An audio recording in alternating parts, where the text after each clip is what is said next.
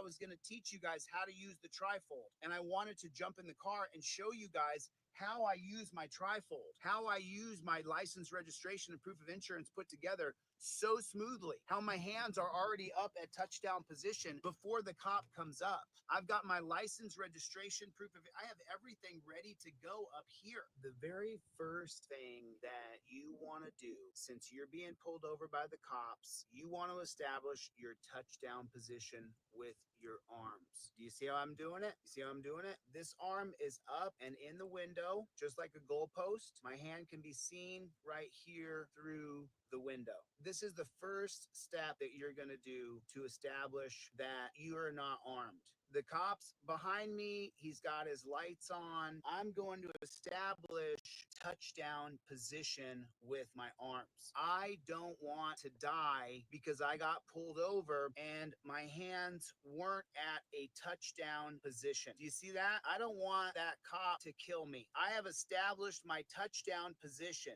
My hand is in the window. My other arm is holding the phone. The copper can see my phone through the back window, so he can see my phone. The phone lights up. My other hand's in my window. That cop right now can see both of my hands. And so the likelihood of me being shot, sorry about that, it drops significantly. See there? I caught the phone because I don't want to die because I'm reaching down. Don't want to reach down. Elbow goes in the windowsill right there. The cops pulled me over. Cool. Right here, I've got my license, my registration, and my proof of insurance. I got everything right there. See that? My hands never got to go below the steering wheel. I never have to reach anywhere else. Not at all. I don't got to reach anywhere at any time. This is as far as I got to go right there. That's it. That's as far as I go right there. See there? My hands are up in the air. The cop cannot mistake my hands in the air. This camera phone is a giant light. My other hand is right here. Got my window slightly cracked 3 or 4 inches. My doors are locked. Now, cop is going to want my license, registration, and proof of insurance. I've got it right there. Boom. Right there is everything, including a copy of my identification laser copied. My hands never left below the steering wheel. Do you see how that works? Do you see how that works? Now, he's going to say license, registration, proof of insurance. I'm going to give that to him. There you go. He's got my license, registration, proof of insurance. I've now provided everything I have to provide by law. I gave him my license, my registration, my proof of insurance. I had it ready to go for him because I knew this moment would come, that I would be in the situation with the cop behind me and I would need my license, my registration, and my proof of insurance. If you live in America, you will be getting pulled over. Now, he's going to say to me, do you know how fast you were driving? Do you know why I pulled you over? I pulled you over for NRS code, blah, blah, blah. And I'm going to reply to him as I slide my trifold down from my visor. I invoke my Fifth Amendment right to remain silent. I'm going to show it right to him. I invoke my Fifth Amendment right to remain silent. I'm not going to answer or play that game of, do you know how fast I was going? Do you know why I pulled you over? I'm not here to play that game with you. That's not the game I started my day off doing, and that's not what I'm going to do now. The answer is no. I invoke my Fifth Amendment right to remain silent. If he asks another question, I'll show him the list here. It says right there, don't ask me where I'm coming from. Don't ask me where I've been. Don't ask me where I'm going. Everything I need to provide by law is in the slip below. I got it on delete laws. That's where I got it. I don't have to answer any questions at all. Well, where are you going? I'm going to look right at the camera, not the jackboot, and I'm going to say, I've already invoked my Fifth Amendment right to remain silent. It's right here in writing. It's a clearly established Fifth Amendment from 1793. That's my Fifth Amendment right. I've given him everything he's supposed to get. That's it. That's how I respond. My hands have never gone anywhere but here. Do you see that? I'm not going to get shot. Do you get it? And I got to check that jackboot thug pig who I always have wanted to check, but I didn't really know how to check him just right.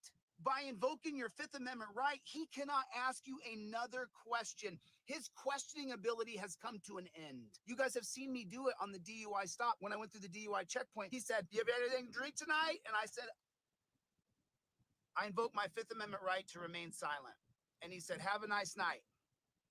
You can't question me anymore after I invoke my clearly established Fifth Amendment right. And then you can check that jackboot thug pig. You don't have to put up with that nonsense. You don't got to put up with that. This is how it works. This is how you do it. If I need to hold my arm up, look at this. Look what I'll do. I'll take my armrest right there and I stick my elbow right on it. Do you see how I do that? You see that? Your arms go to a touchdown position. That's how your arms do it. Your arms go to a touchdown position. You see this arm elbow bend right there? Phone's at the top of it. There's the top of the goalpost. There's the other side of the goalpost. Now I've got a touchdown position. Copper can't say I was reaching. Copper can't say nada. I had my license, registration, proof of insurance ready to go for the jackboot thug pig. I had everything ready to go. License, registration, proof of insurance, everything was together on a laminated card. I already laminated it.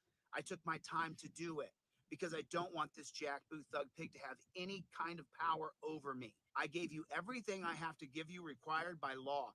Leave me alone at that point. I'm not going to play the game of why'd you pull me over. I'm not going to play the game of do you know how fast I was going.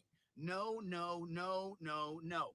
We've seen time and time and time again that you end up going in torture cuffs, that you end up going to jail. You have to use the trifold. Then the cop says, "You know what? I want to search your car." And you say, "Okay, sure, you can search my car." And then you get out of the car and then you turn around and you pull your trifold out and you say, "You know what? I revoke consent. If I can give consent, then I can revoke consent." And I revoke consent. United States versus Williams, 2018, 1991, Florida versus Gemino. Both say that if I can give consent, I can revoke consent. I revoke consent on camera. Now, from the 1914 case of Weeks called the exclusionary rule, he can no longer search. He has to stop searching. Anything he finds after the search, after you revoke consent, is no longer admissible in a court of law. If you have it on camera, doesn't matter what you have in your car after that point. You gave consent, he took your consent, used your consent, you revoked that consent, and then he searched your car anyway. It's now the exclusionary rule. No longer can he use it. Fruit of the Poisonous Tree from 1961, Matt versus Ohio. He shouldn't have asked for consent because you reinstated your Fourth Amendment right. Because if you can give consent, you can revoke consent.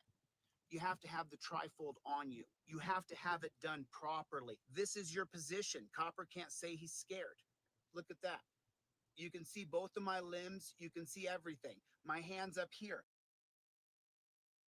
I have everything rubber banded in to my visor. I've got everything right there. That's how we roll every day when we roll. I never, ever, ever don't have documents and everything ready to go. Why don't you have your insurance, your proof of insurance, and your registration? Why don't you have both of those on a laminated card up in your visor? How come you don't have your registration and your proof of insurance on a laminated card up in your visor? Why don't you have it done? You're gonna get pulled over, Jack. You're gonna get pulled over. And then you're gonna say, "Man, I saw that guy's video. He showed me exactly how to do it. And boy, did I F this up. I had to turn my camera off to get my insurance out. And that's when he popped Johnny in the mouth." Who did? The cop? Yeah. He just hit him in the mouth? Yeah. No, he didn't. Yeah, he did. You got a video of that? Oh man, it was right when I had to turn my phone off to get my insurance. Why don't you have your insurance and registration? Why don't you have it put together? Why don't you have trifold in your car? It's absolutely ridiculous that you don't have one of these in your car. You get it on deletelaws.com.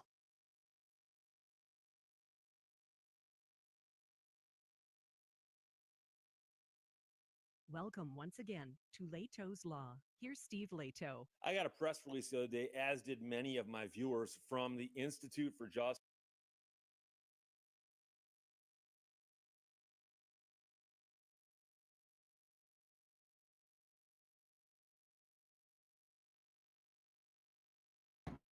One second, folks. I'm just grabbing something real quick here. I'm trying to get this proper here. Trying to get this done real fast here. Give me 1 second. Forgive me. That's just what pops up on my feeder screen there.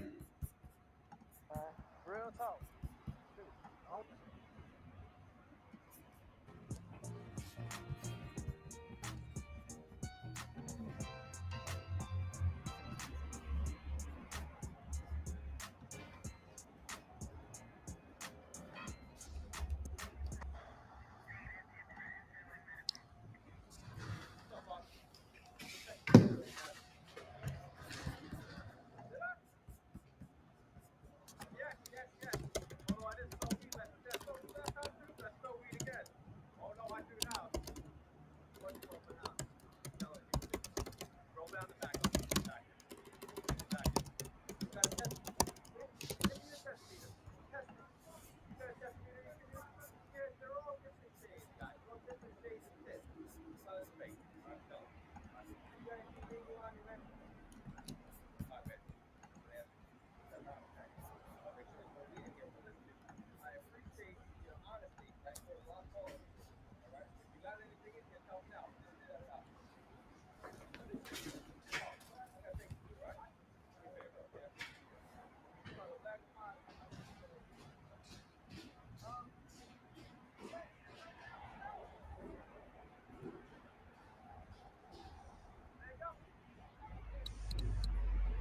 your hands on the car. Keep your hands on the car.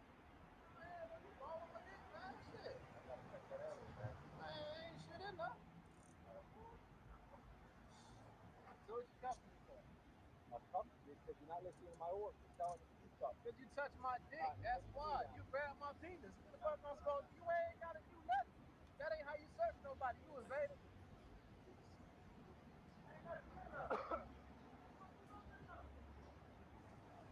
Man, I lost some goddamn mind, man.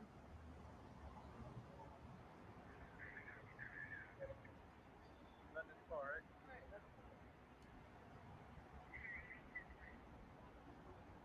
walk back to my car.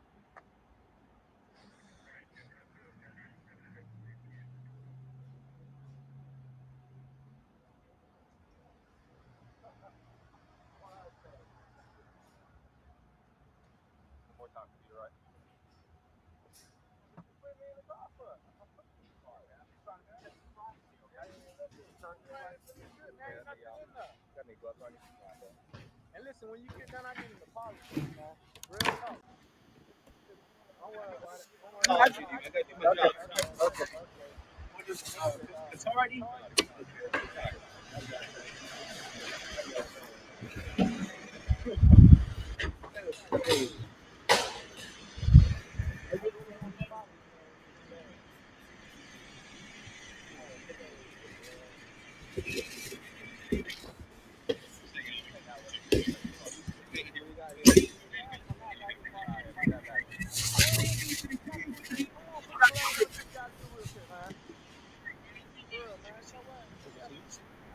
Right here. You told me to stand. I'm standing right here.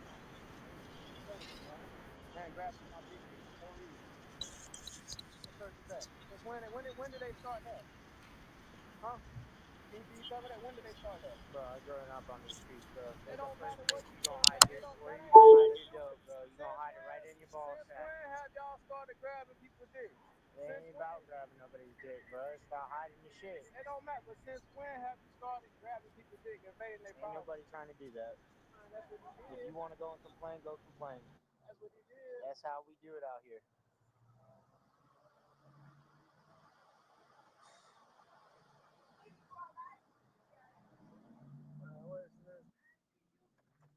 Did he have time to stuff it? Yeah, he did. Yeah. I'm sure he did. It's just I don't know how far he wanted to push it. Would you feel it or no? No, I couldn't really get in there though, man, without going. They put it right here under their nuts or up their ass. You know, but I'm not 100% confident that it's there, so I'm not trying. I like to find something in here before we went that route. I mean, he's smart. He knows. Well, he's on inmate release status for I put him on before too, and I told him. I don't know this man over here. It's a black moss sitting right on my door handle, man. That's a tourist piece of circle my motherfucking car. I don't even smell like weed. How the hell my car smell like weed? I'll tell you, bro.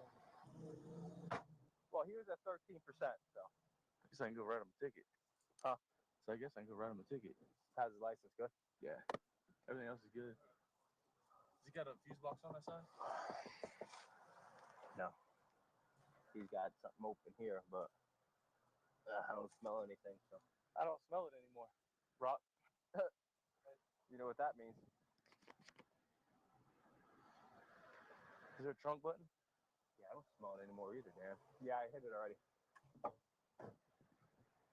You got it on him. So we're just gonna have to go in there. Because I don't smell it anymore in the car either.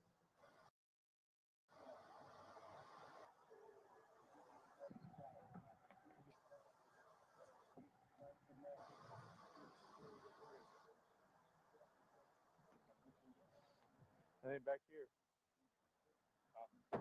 It doesn't smell back here.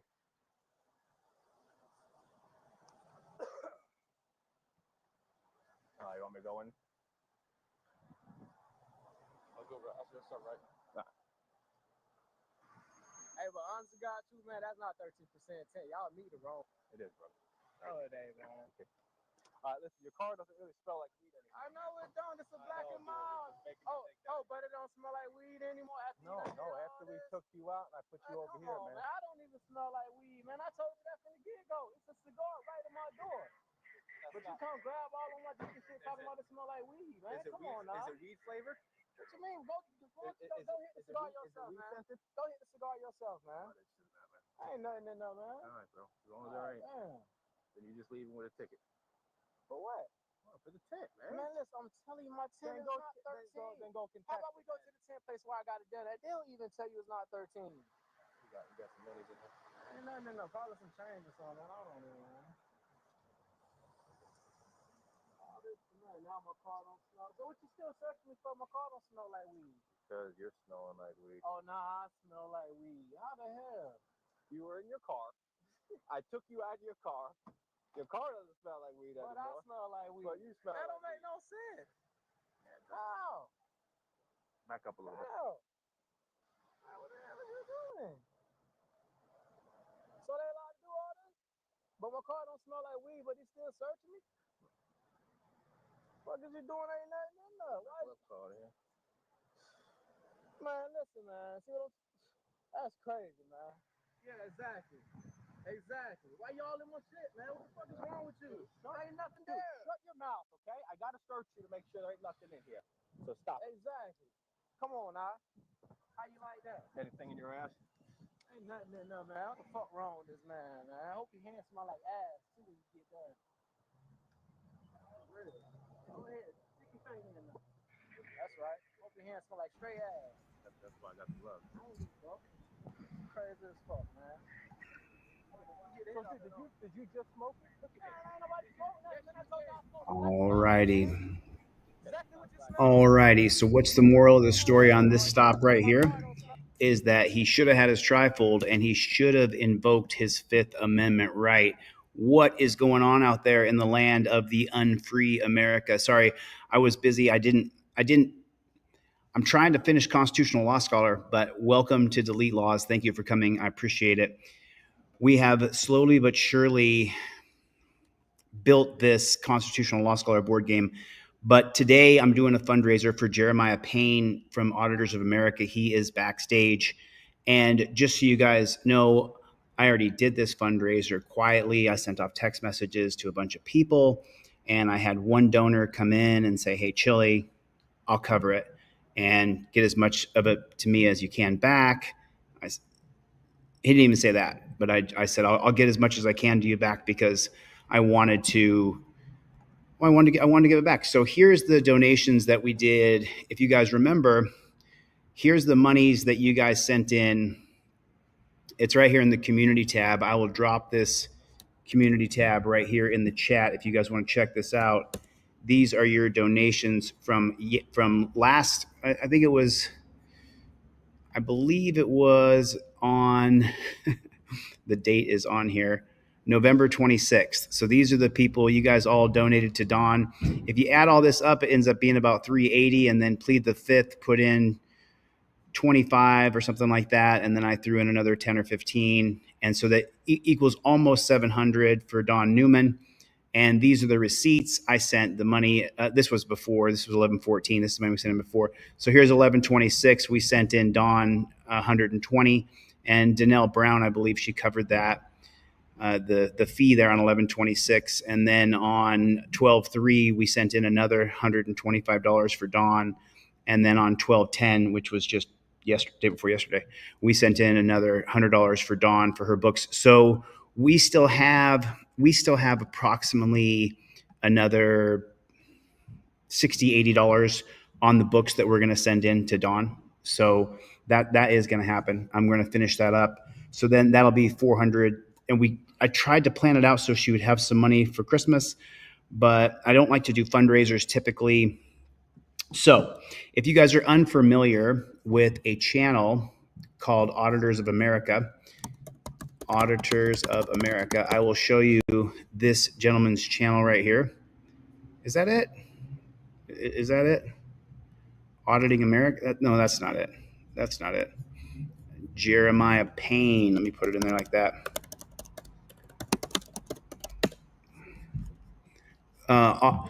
Auditors United. Is that what it is? Sorry about that. Let me see if I can find that bad chicken. I will play this conversation for you. I can't find his channel. You guys are more than welcome to send me. So I got this phone call. I got an email from Jeremiah.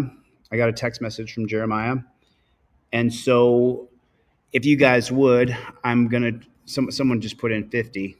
Steve Conkler did. So thanks, Steve. I super appreciate that. So I can put in 60% of that, so $30. Walt from Utah Defender, he put in 35 already. I'll put all the receipts up on. So I got this text message from Jeremiah, and here is what he said to me. He said, "Hey man, I'm working my ass off with my job. I only make enough money to pay my rent and electric bill. I have to get my fines paid before they pick me up and make me do 280 days. Please, man, I'm begging you for the sake of my daughter. They're going to take away my kid." So then, of course, Jeremiah Payne is a guy that we previously helped out with about $4,000. I can't remember if it was 45 or whatever it was, but we previously had helped out Jeremiah because he needed the help. And that's what we do on this channel is we help people. So then I had a phone call with Jeremiah the other day, and we talked. Jeremiah, what's up, Chili? Hey, what's up, man? So you need $390. That's what you need. If that's what it equals out to, I'm not sure. I got 190. It's 580 total. Is what I gotta pay. I have to do the math. So 580 minus. Yeah, you're right. 390. Who does the money go to? Who does it go to? The courthouse. Which courthouse? I mean, listen, you know everything I do is recorded, so there's a chance I release this phone call because you put egg all over me last time I helped you. You ended up bashing me. As long as you don't release it before I get it paid. Because I don't want the trolls and all my fucking enemies calling there and making it worse for me. Because they did that the last time, and they held me 30 extra days because they charged me with government interference of government operations. Because people calling fucking, harassing them about me. I know how it is, Jeremiah. It goes to the Russellville, Kentucky courthouse. Not me. I'm not getting it. And as soon as I pay it online, I'll show the proof I paid it. I just don't want to be attacked by you. You're not going to be, man. I never said anything about you publicly, ever.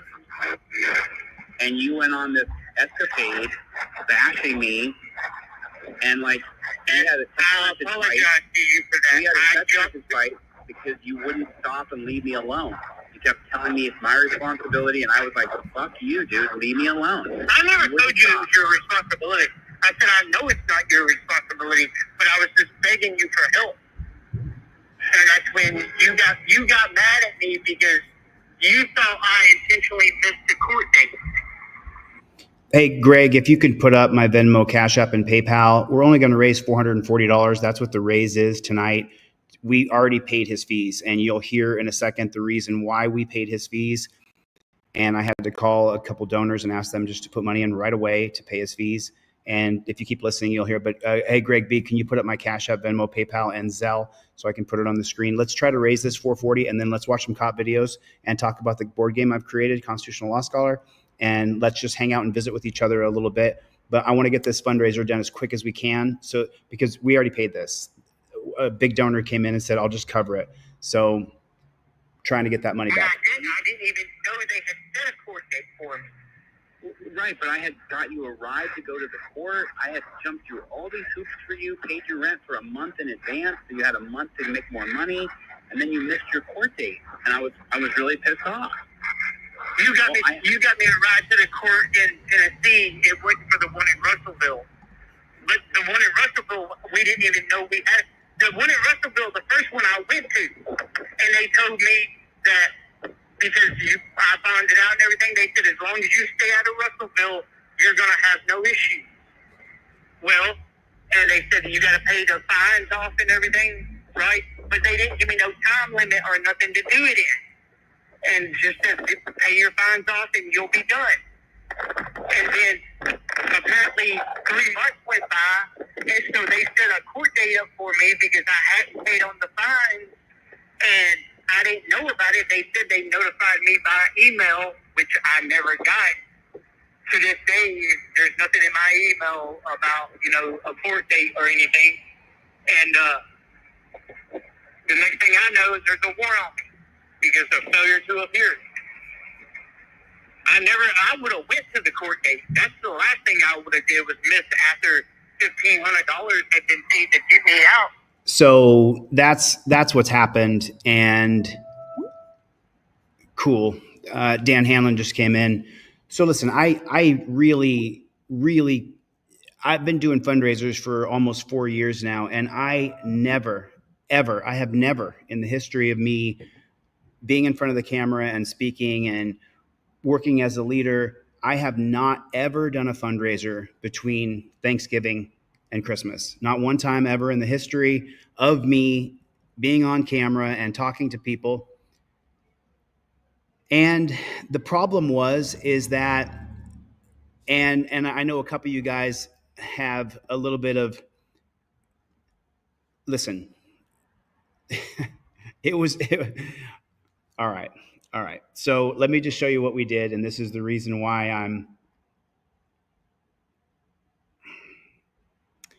I got your DM, Steve Conkler.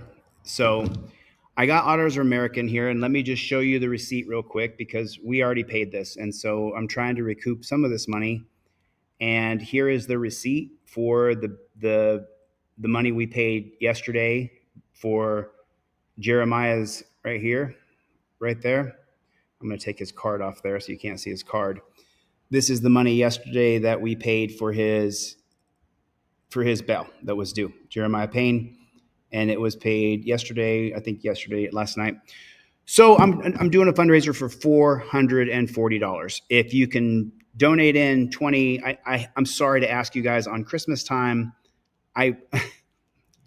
I'll let Jeremiah. There you go. You gotta turn off your sound, Jeremiah. You can't have your sound on with your speaker. You can't have it. You have to have headphones on plugged in. Otherwise the sound will go into your speaker and then it'll cause a lot of problems. The point is though, look, the difference, the gigantic, vast, huge abyss between being unhappy about doing this. I am unhappy about doing this. I've told Jeremiah I'm unhappy about doing this. And raising the money for this guy before Christmas, the difference is night and day. The difference is this guy's whole life could be ruined, could absolutely be ruined. He was homeless with his wife and his daughter. They fought. He went to jail, got arrested. His video went viral, just like Don Newman's video went viral. And so the cops targeted him over and over and over in that little tri-state area. And so I don't love doing fundraisers right here on Christmas time. If you have $20, if you have $50, if you have $10, if you can throw it in, great. When we get to 440, let me check my Venmo, PayPal, and Cash App. I know Dan Hanlon said he would come in on Monday. I think we'll probably have it raised by then, Dan. We'll probably have it raised by then. But I will double check. So it looks like so far, if I go to, I have Jeff Vacone. Jeff Vacone put in 50. So I just got 50. Got 35 from Walt. So that's 85. Let me check my Cash App. At 440, we're done. And this fundraiser is done. and we can we can move on. We can move on, and we'll go into.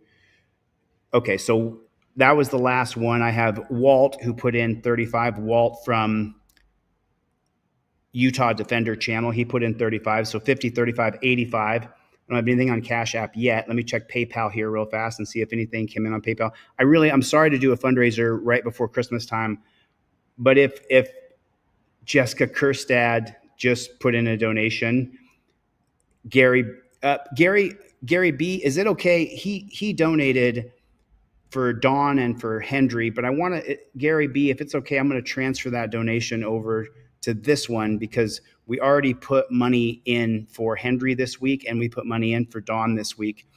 You know, and let me just tell you guys something. The difference between having money in jail for Dawn and Hendry, this is the only person, Jeremiah, who I'm actively helping who's not in jail. But putting the money on the books for Dawn and for Hendry, Hendry's in jail in Indiana and Dawn is in jail in Utah, putting money on their books really makes a huge difference. So, okay. So let me see if I can, okay. All right. Got you on, Jeremiah. What's going on, buddy? Hey, how are you, man? Good, good. Your sound's pretty bad, but that's all right. We'll try to get over it. So everybody, so what's the name of your new channel? It's Auditors of America, LDOL, which stands for Last Days of Freedom. Put in the LDOL. LDOL. I can't seem to find it. LDOL. Got it. As in Last Days of Freedom. Yep. Oh, LDOF. Okay. Yeah. Okay, so this is Jeremiah's channel right here. I'll let you guys take a look at it. And so tell the people a little bit about their donations. What were you ticketed for? What were you fined for? And what are we paying off right now? Well, what it was I've been fighting this charge since 2020. It was when I filmed there's a video that went viral on my channel of Carlock, the state trooper, where me and him went at it in the middle of the street. And then the very next day, I went to the police station and did an audit there. And because I looked at the camera and flipped it a bird, they proceeded immediately right after that to arrest me. And these are the charges I've been fighting ever since then for disorderly conduct, harassment, harassing communications, and where so many people were calling to jail because I was live streaming when I did the audit. They charged me with interference of government operations, and they did it multiple times throughout the 4 years that I've been fighting this now. So the fines are all from that, packed down and, added up. The times I've been in jail last year doing the 77. Oh, where'd he go? I don't know where he went. Come back in, Jeremiah. I don't know what happened to you. So anyway, this is the gentleman that we're raising the money for. I wanted you guys to hear directly from him. So that's what we're doing. And that's listen, Jeremiah knows this. The people who know me, who are in my inner circle, they know this. New Hampshire Mountain Girl, what's going on? Stomper, what's going on? Claudette is here. What is going on? Bree Pennington, Danelle Brown, Plead the Fifth, Auditors of America. I don't know what happened. Try to come back on the stream, Auditors of America. Andrew hates pigs. Andrew hates pigs. So we're going to try to raise $440 during this live stream. I will put up my Venmo, PayPal, and Cash App. Oh, wow. Oklahoma Cop Watch has a $1,600 municipal fee, $1,900 to Cleveland County, $900 to Oklahoma County. So between $4,400 and $4,500. If you film police, so far we have raised $43 on $43, and that's Jessica Kerstad and Gary B. I'm putting your donation over there, Gary. And then on PayPal, we have 50. And so we're at about 120 right now, I think. I think that's where we are. It is, what's that? Is that, I don't know what you sent. I don't know what you sent, Lou. I will check. But I wanted to talk about something with you guys. This is unbelievable what we're seeing. And so this video came out, as you guys know, Dave Bisgabing over there at the Phoenix ABC 15. This video came out yesterday, and I was like, wow, people have got to see this. If it weren't for ABC 15 listening to me, I would have gotten nowhere. Tonight, an ABC 15 investigation is resonating all the way to our nation's capital. It's an update, a shocking case of mistaken identity. Federal agents wrongfully arrested 66-year-old Penny McCarthy in March outside her Phoenix home. Our ABC 15 investigators have spent 8 months exposing how U.S. Marshals got it wrong. And now what happened has the attention of a U.S. House committee. Investigator Jennifer Kovaleski spoke exclusively to the lawmakers demanding an investigation. This is as wrong as it gets. Powerful words from two sitting members of Congress. We want to get to the bottom of it and figure out how they screwed up so bad. Representative Jim Jordan from Ohio, chair of the influential House Judiciary Committee. It just didn't go down the way it should go down. And Arizona Congressman Andy Biggs. Both are now calling for answers and accountability in direct response to our reporting about the false arrest of 66-year-old Penny McCarthy by U.S. Marshals. What would you want to say to Penny McCarthy? Well, her government should tell her we're sorry. And that's why these lawmakers signed this letter asking for a formal Department of Justice investigation. What happened to Penny McCarthy was something that really shouldn't happen to anybody. Hands up! Hands up! They're responding to this disturbing body camera video ABC 15 fought for 6 months to obtain from the federal government. You have an arrest warrant. Turn away from the side of my body. Yes, for you. Who am I? Turn away. Turn around and discuss. Turn away. You're going to get hit. What did you see in the body camera footage that stood out to you that raised concerns? Well, just the facts. You got a 66-year-old lady, Miss McCarthy, in her driveway, and the U.S. Marshal Service comes up, guns drawn. The footage shows 6 U.S. Marshals armed with rifles wrongfully arresting Penny outside her Phoenix home in March. You turn around again, you're going to get taped. Court records show federal agents thought Penny was this wanted fugitive from Oklahoma who had violated her parole on a 2-decade-old warrant for nonviolent crimes. But they were wrong. Do you want to confirm who I am? So this is part of the reason why Jessica Kerstad, thank you for coming. I appreciate you. This is what I'm talking about, and you're going to hear in a second. The judge is going to come on the screen, and the judge is going to say, "Hey, you have to treat people like human beings." The inhumanity with the way police have treated us over the last since the beginning, since the inception of policing in America. We get treated like such shit. We get treated like we are an active Charlie Manson. Like we want to go around. We're all serial killers and we're all carrying machine guns and we want to kill everybody. Kill, kill, kill. They pull up to this woman. She's in her 60s and they pull up and look again, once again, the body camera that goes here. When you put your hands in front, what do you see? Do you see my face anymore? No, you don't. The hands and the arms block the body camera. So we can't even see what's happening. We can't see what's happening. And they pull up on this woman as though they are a gang, because they are a gang. And they point their gun at her. She's in her 60s.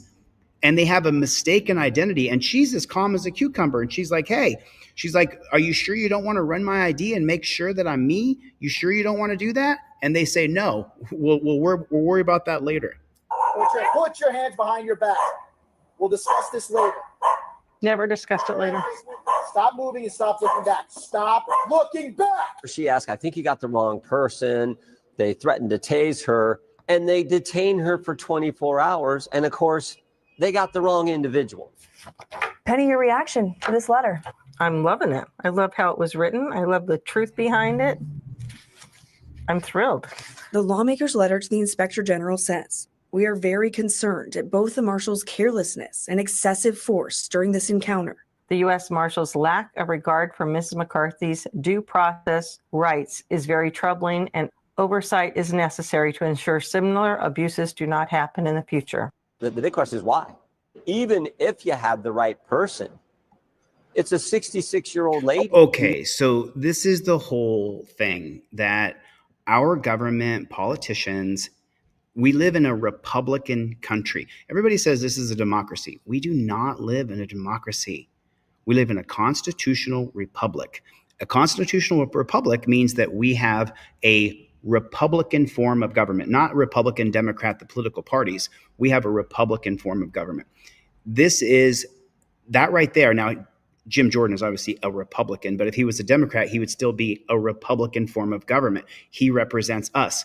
And for decades and decades and decades, especially starting in the Black community, they were screaming, the cops are abusing us. The cops are running roughshod over us as though we are POWs, prisoners of war. When do we get to the point that we ban former military guys from being in policing, from being in jailing people?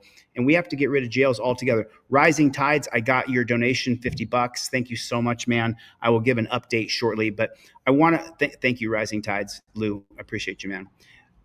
I want you guys to realize that none of these Republican representatives who are supposed to represent us give a shit about us at all whatsoever. This is the first time I've ever heard a politician say, why are the cops treating them like that? And this is a huge politician. He's a gigantic mammoth of a politician. Even if you have the right person, it's a 66-year-old lady. Do you need to treat her that way? Was it just a horrible mistake that took place, or is there some other systemic issues that we have to address? But what happened that day still impacts Penny.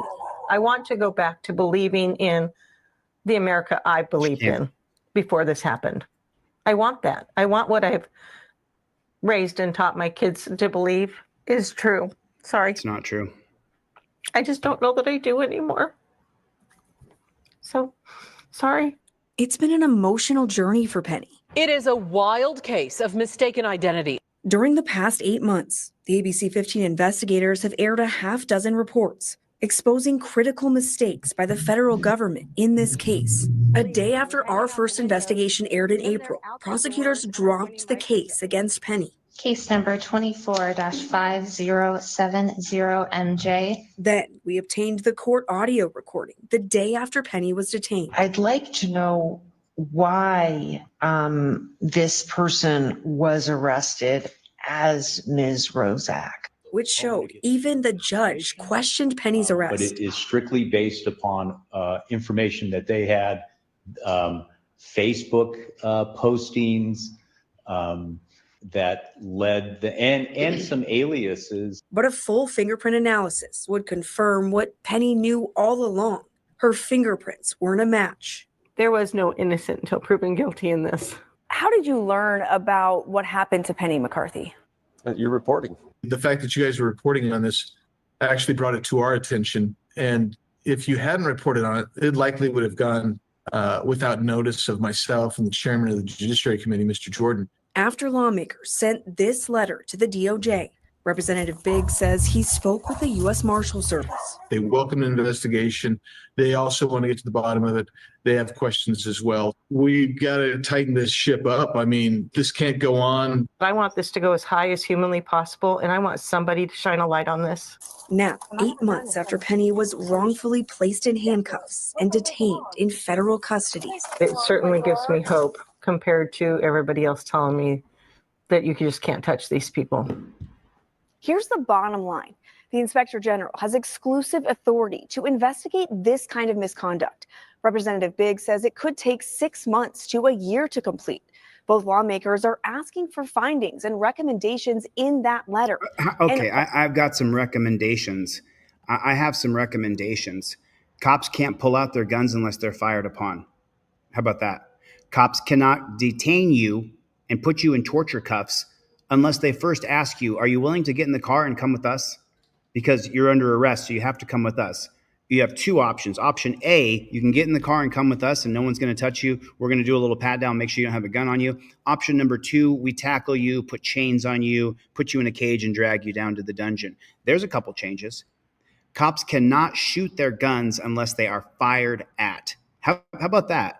I'm just saying, how about that? That would be absolutely awesome if we could just do it like that. That would be, and what I'm amazed about is that ABC 15, a state-run media organization, I think the reason why is because ABC 15 has figured out that they have 510,000 subscribers, which is far more than most other state-run media organizations. So they figured out that if you actually cover cops abusing people, people watch. All of this could lead to a hearing on Capitol Hill. I'm investigator Jennifer Kovaleski, ABC 15, Arizona. Good job. And thanks. The U.S. Marshals Service admits Penny was mistakenly arrested. Right, but this is what I'm talking about. This is what I've been trying to get across to people since I started on YouTube's, right? The policy, procedure, and protocol used to detain, arrest, apprehend, those policies, those procedures, the protocols that are used, they pulled up. Remember, let me rewind this video just a little bit. They pull up on this woman, and look how they pull up. Where is that shot? Where is it at? They right there. Disturbing body camera video. ABC 15. Look at that. I mean, take a look at that.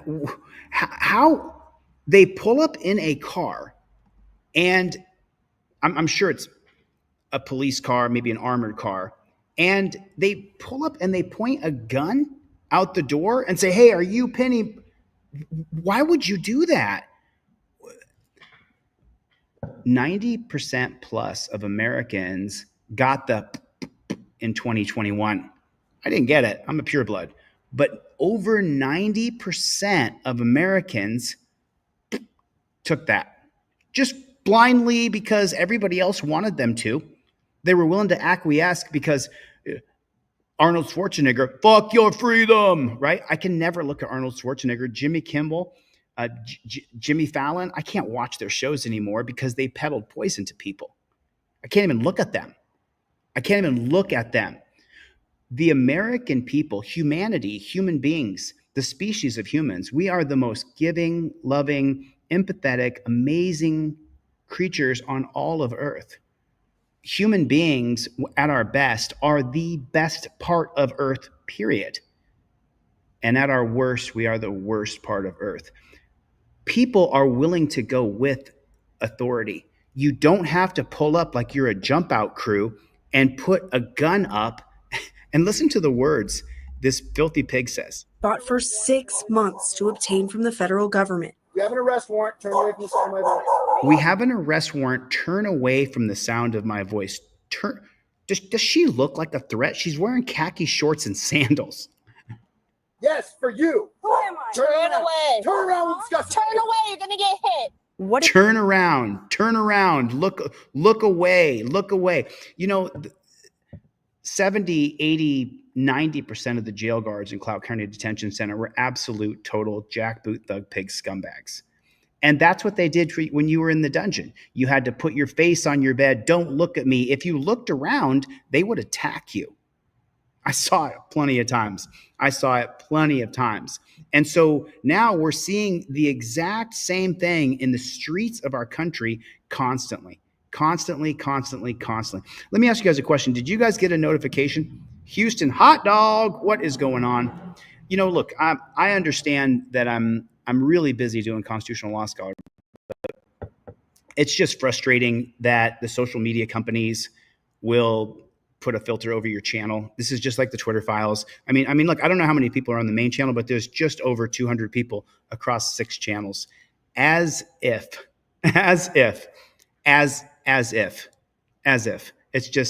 It's super frustrating, but that's fine. I'll keep going. I'm not going to stop. I'm not going to give up ever. So they can do whatever they're going to do to me. I mean, this can't go on. I want this to go as high. Welcome to investigation. Representative Biggs says he spoke with the U.S. Marshals Service. Okay, so they said they made a mistake, and now Representative Biggs says he spoke with the U.S. Marshals Service. Okay, Representative Biggs, but does that change the policy, procedure, and protocol? They welcome an investigation. They also want to get to the bottom of it. They have questions as well. We've got to tighten this ship up. I mean, this can't go on. What do you? I'm so sorry. What are you talking about? What are you talking about? This can't go on. This is the standard operating procedure, SOP, standard operating procedure. SOC, standard of care. This is what they do to us every day, every single day.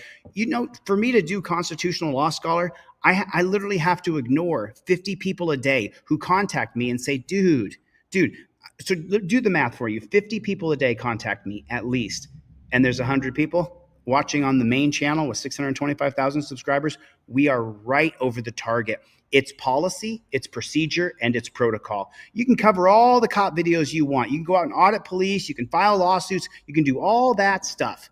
As long as the policy, procedure, and protocol is this, we're going to live in a dog shit authoritarian police state, prison state, death state.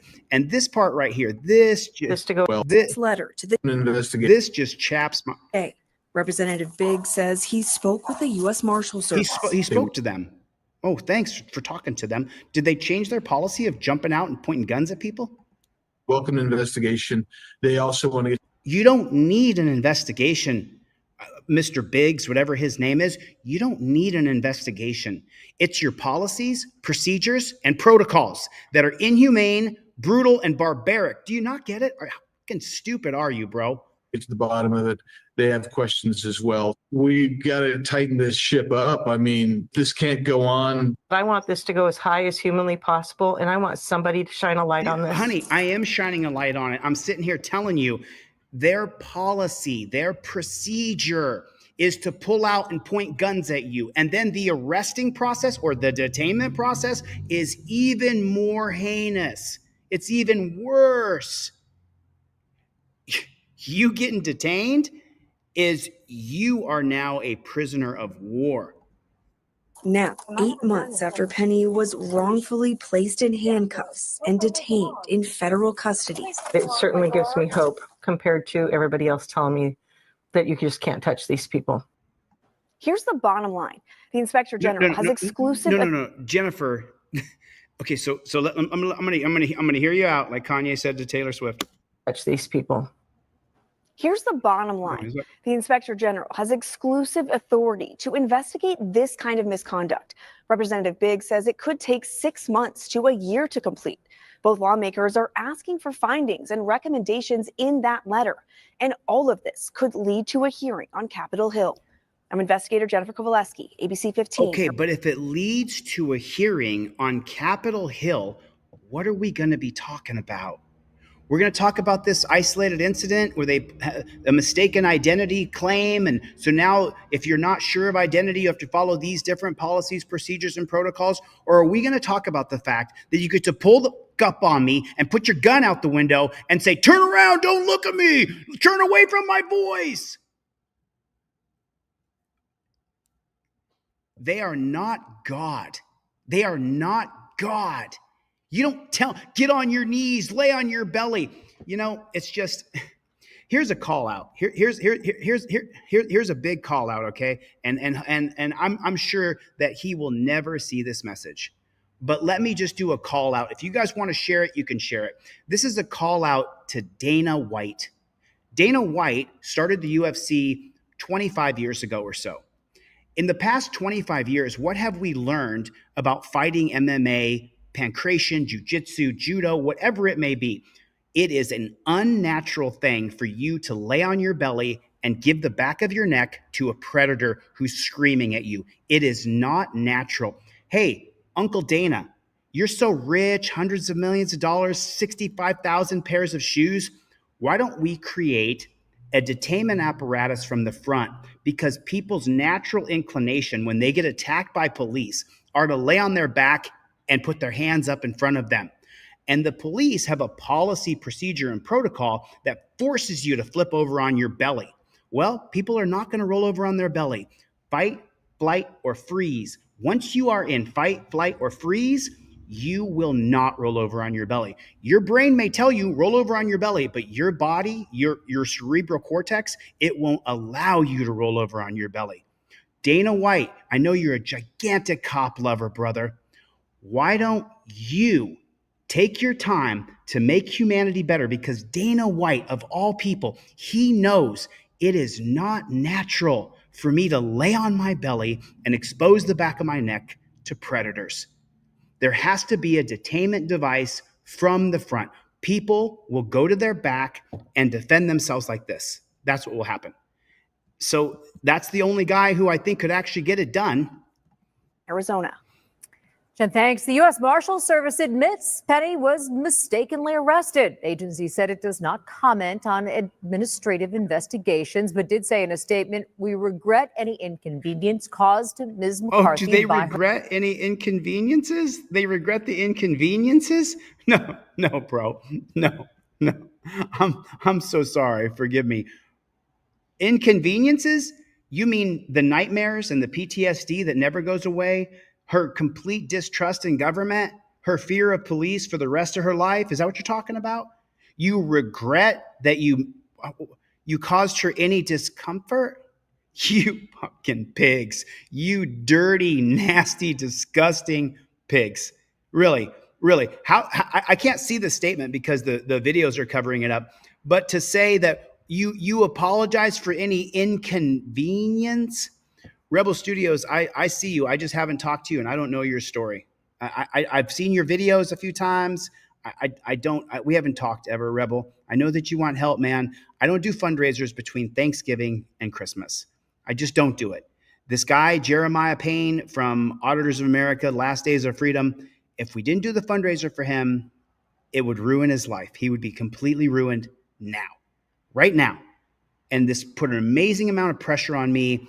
Jeremiah contacted several people from Team DLZ who then contacted me and said, please, Chili, please, let's help him. Let's help him. And so we did. We did. If you guys can donate, that would be absolutely awesome. I would super appreciate it. I don't see the donation. If Brig, if you want to put the donation stuff up there, that would be great. I'm gonna try to get back the big donors' money. I told him it's going to be tough. He said, I'm going to put the money in. Jeff Millman, first time I've seen you. What's going on? What is going on, my friend? How are you? So we'll hear the rest of this out, but then we're going to go, what happened? How does the government really feel about themselves? Her arrest and remain committed to lessening similar incidents in the future. Lessening similar incidents in the future. Listen to this whole diatribe of absolute and complete bullshit. Investigations, but did say in a statement, we regret any inconvenience you caused. Regret any inconvenience by being a gang jump out crew. To Ms. McCarthy by her arrest. By her arrest? You mean by her POW kidnapping. You kidnapped her as though she was a POW of war. Like you were in Syria or in Iraq or in Afghanistan. That's how you arrested her. You treated her inhumanely. You brutalized her. You chained her. You drug her down to a dungeon. You dirty fucking pig. Remain committed to lessening similar incidents in the future. Lessening similar incidents in the future? So if there's a case of mistaken identity, then you're like, you know what? We really got to make sure that we know who it is before we jump out and pull AR-15s out at them. Our ABC 15 investigators continue to follow this story. So now it's funny because as I was reviewing videos, right? What I found was this video from the Las Vegas courtroom. Watch this.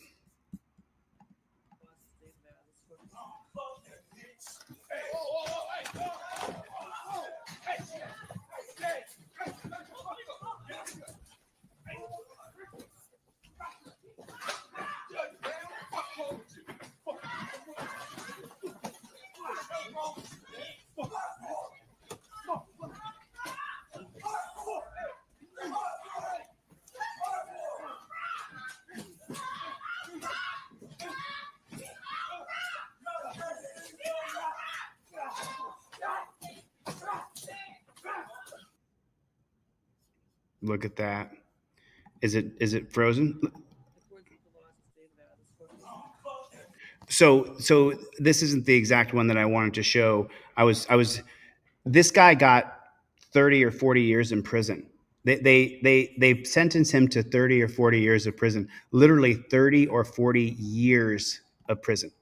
That's how long they've said. If you attack a judge or an agent of the government, you're going to go to jail for decades and decades. That's why people are like, oh, you're going to snap and attack somebody. I don't think so. I don't think so, because I have seen over and over and over that what they do is they destroy you. They absolutely destroy you.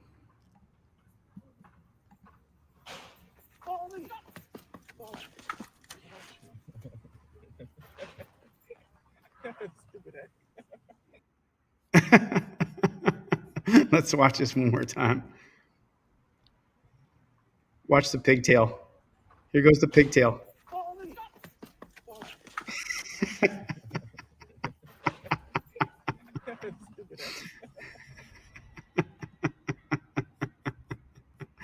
That is just so absolutely unbelievable to me that we still have, and it's getting worse. It's getting, okay, I think I got Jeremiah back here. Let me add you to the stage. Jeremiah, you there? Is your sound any better? You're muted on your end, buddy. Turn your mute off.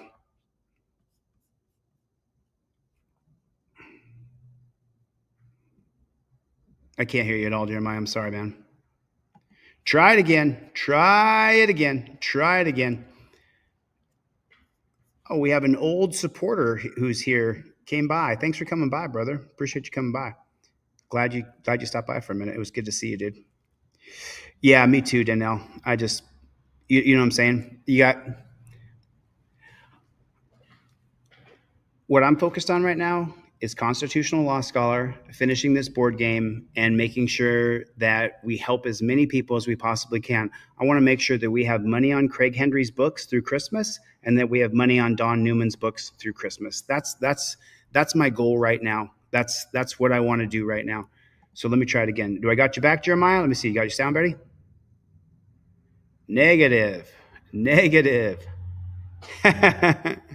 Okay, I'll kick you out. Okay, there you go. So if you guys could, this is a fundraiser. I'm trying to raise $440 to pay back the donor who already put in the full lump of money. Because, yeah, I guess, how many of you guys, I guess it's going to be tough, man. It's going to be tough. Asia, what's going on? How you doing, man? How you doing? It's going to be tough because it's just going to be tough on Christmas time. It's tough. Whatever. It is what it is. There's no point in. So do you guys see the drones going through New Jersey? How many people, you guys from the East Coast, how many of you guys saw the drone waves going through New Jersey? This is classic government crap. I just want to add a few comments on the reports of drone activity here on the East Coast, particularly in and around New Jersey. We have no evidence at this time that the reported drone sightings pose a national security or a public safety threat or have a foreign nexus. The Department of Homeland Security and the FBI are investigating these sightings, and they're working closely with state and local law enforcement to provide resources using numerous detection methods to better understand their origin. Using very sophisticated electronic detection technologies provided by federal authorities, we have not been able to, and neither have state or local law enforcement authorities, corroborate any of the reported visual sightings. To the contrary, upon review of available imagery, it appears that many of the reported sightings are actually manned aircraft that are being operated. What a load of poop. What an absolute and total lie. What a total lie. There are reports all over the internet that there are drones flying all over New Jersey. And this guy, John Kirby, stands up there and lies with a straight face. They absolutely. So if you guys don't know, let me give you a little background here. China is doing an amazing job with drones. Now, whether they're using those drones for war, we don't know because, well, maybe they are in wars like America and little proxy wars all over the world that we don't know about. But they've developed a pretty significant drone system there in China. And so what America is doing in response is we are building a drone system to make sure that we can match China's drone system, which makes sense because if you study the history of the world, we are the most hated country in the world. If you don't think we need to have a huge military where we can kick anybody's ass, you haven't read history. We are hated. We are hated around the world. We're respected because we're feared, but we're hated. We absolutely have to be able to match the drone technology of China, but they're not going to tell us about it. They're going to keep it all a great big secret. The United States Coast Guard is providing support to the state of New Jersey and has confirmed that there is no evidence of any foreign-based involvement from coastal vessels. And importantly, there are no reported or confirmed drone sightings in any restricted airspace. Now, that said, we certainly take seriously the threat that can be posed by unmanned aircraft systems, which is why law enforcement and other agencies continue to support New Jersey and investigate the reports, even though they have uncovered no malicious activity or intent at this particular stage. While there is no known malicious activity occurring, the reported sightings there do, however, highlight a gap in authorities. And so we urge Congress to pass important legislation that will extend and expand existing counter-drone authorities so that we are better prepared to identify and mitigate any potential threats to airports or other critical infrastructure, and so that state and local authorities are provided all the tools that they need to respond to such threats as well. Now, So what do we know? That he's lying. We know absolutely that the United States government is running drone affair. What do you call it? Drone practicing. They're running simulated drills is what they're doing. Let me read off some of the names. Thank you, Walt. I appreciate you, man. Thanks for. We're just raising $440. I know that money's tight for everybody right now. Thank you. I appreciate it. Chuck P in the chat just donated 100. Thank you, Chuck. So we got 100 from Chuck, 50 from Lou, 25 from Jessica. We have 20 from Gary, so we'll just call that 200. And then that's one. And then I've got Steve Conkler for 30. So there's 230. I got Walt English. There's 265. I got Plead the Fifth for 10. So what does that equal? I lost my train of thought right there. And then let me check. So there's PayPal. Let me check Cash App real quick. We're only doing $440, and then we are done with this fundraiser. Nothing's coming in on Cash App just yet. Let me check Venmo real fast. I got Jeff Vacone for 50 right there. So what are we at now? I know, Death Angel. Listen, dude, I know. Listen, I know, dude. I know. And I will tell. Oh, that's a bummer, Jeff. That's a bummer, Jeff. Jeff, if you want to, you can always go to my online store and purchase some digital products. And then I will take the money from the digital products and I will donate 65% of it because I have to give 35% for taxes. But yeah, this is SWE Observer. SWE Observer is in the hizzy. So SWE is Jeremiah. If you don't know, there he's back now. Do I have you back? And does your sound work now, Jeremiah? Is it working? Yes, there you go. Awesome. Awesome. So, and let me just tell you something real quick. This guy right here, SWE Observer, he contacted me on your behalf. And he's a mod on my channel. He said to me, please, Chili, please, if we don't raise the money for this guy, he's going to go to jail and he's going to lose his apartment. So he's part of the reason why I'm telling you, I'm not sure what the total is. I think we're at 285 or something like that. So can you guys put this down in the chat for me, please? I got 35 from Walt. I've got 10 from Plead the Fifth. I just want to get the ones off the top of my head. I have 50 from Jeff Vacone, and then I have 50 from Lou at Rising Tides. I have 100 from Phillips. I have 25 from Jessica, 20 from Gary. Can you guys tell me what that total is? Because I can't keep track when I'm doing. Is that 325? Is that where we are? So we're Toyota Tom. What's going on, brother? Good to see you, man. Good to see you. Jessica, you got to go. Jessica Kerstad came in. Thanks, Jessica, for coming in. Got to go. Raggle Monkey is here, everybody. Oh, God bless you. I need to get up early to find my niece and nephew. I'll try to add some money to Dawn and Henry's books as well. Take care, team. So Jessica Kerstad, along with Plead the Fifth in the chat. Plead the Fifth, Jessica Kerstad, Danelle Brown, just 3 girls off the top of my head. Trish from Oklahoma. There was a few people who kept money on my books when I was in jail, and those are just 4 of the names off the top of my head. And I cannot say thank you enough. And then Clarkson up in Northern California, Clarkson. Anyway, okay, back to you, Jeremiah. So let's skip everything else. Are your warrants now paid off? Yes, everything's paid off. Once I paid that, the warrants I called this morning, made sure they didn't get back to me until around noon, which the secretary called me back and said, you have no active warrants. Your court cases are closed. They're done. So after 4 years of the drama from Russellville, Kentucky, all for recording them, it's over. It's done. And I can't thank you guys enough. Chili, all your donators, thank you, because you guys literally really saved my life. Because if I had got arrested, if they had picked me up on the charge, they told me you're doing 280 days, no ifs, ands, buts about it. And that would have caused me to lose my job. I'm the only one working at the moment. My wife her health has gotten too bad. And so we would have lost our apartment. My wife and my daughter would have been homeless, nowhere to go while I'm sitting in jail.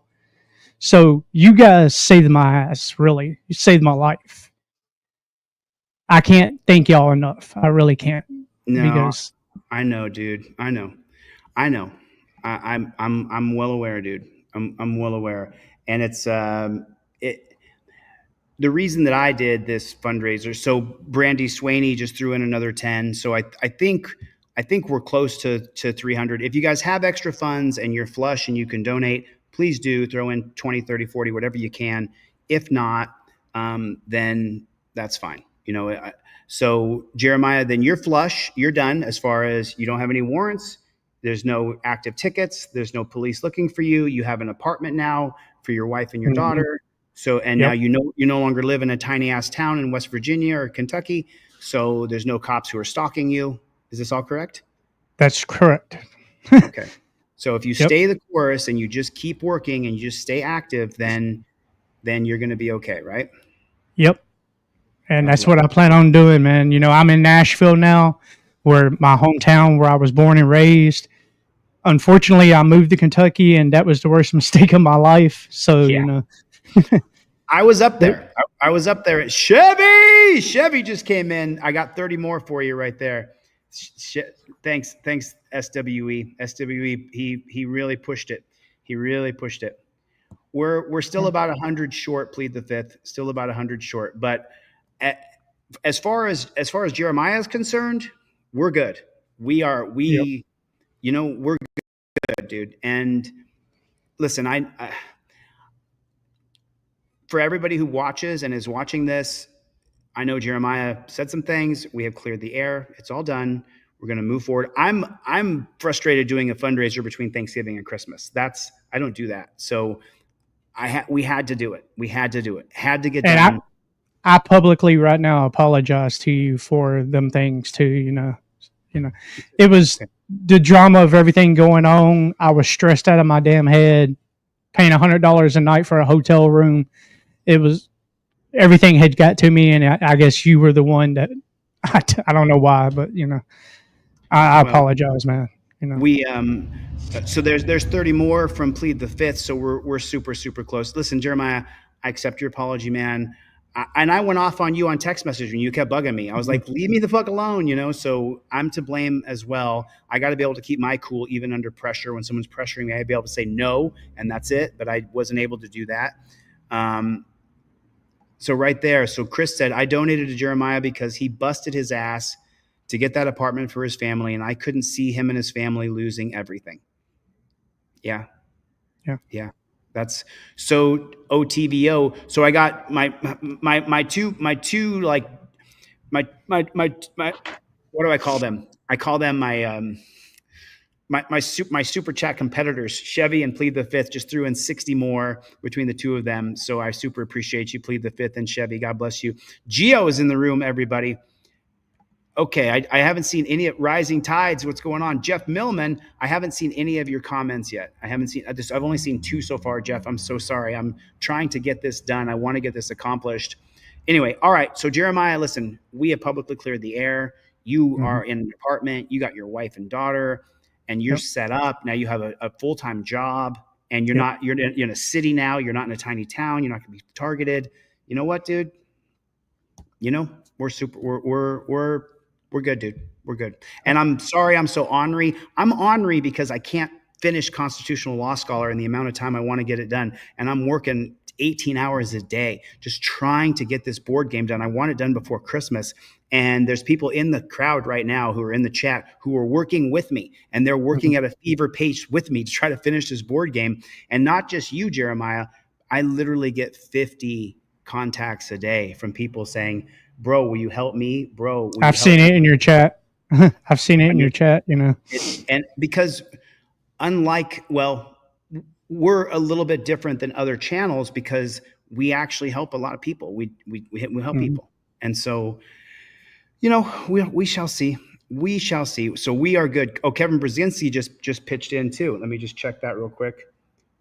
Kevin Brzezinski just chipped in himself. So let me check that real quick on PayPal real fast. Thank you, Kevin. I appreciate it, man.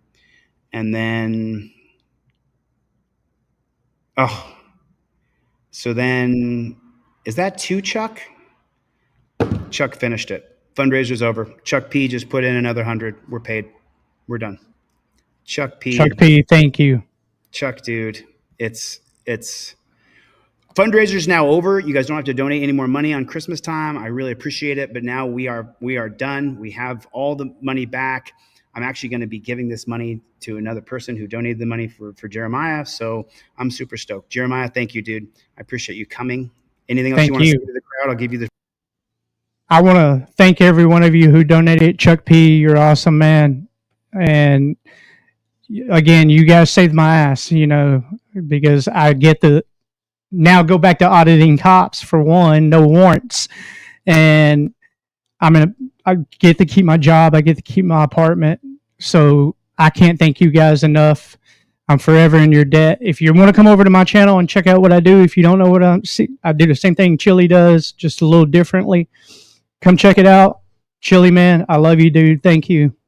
Love you too, man. I care, dude. I deeply care about you and your family. And I know that you had that video that went viral and millions of people saw it.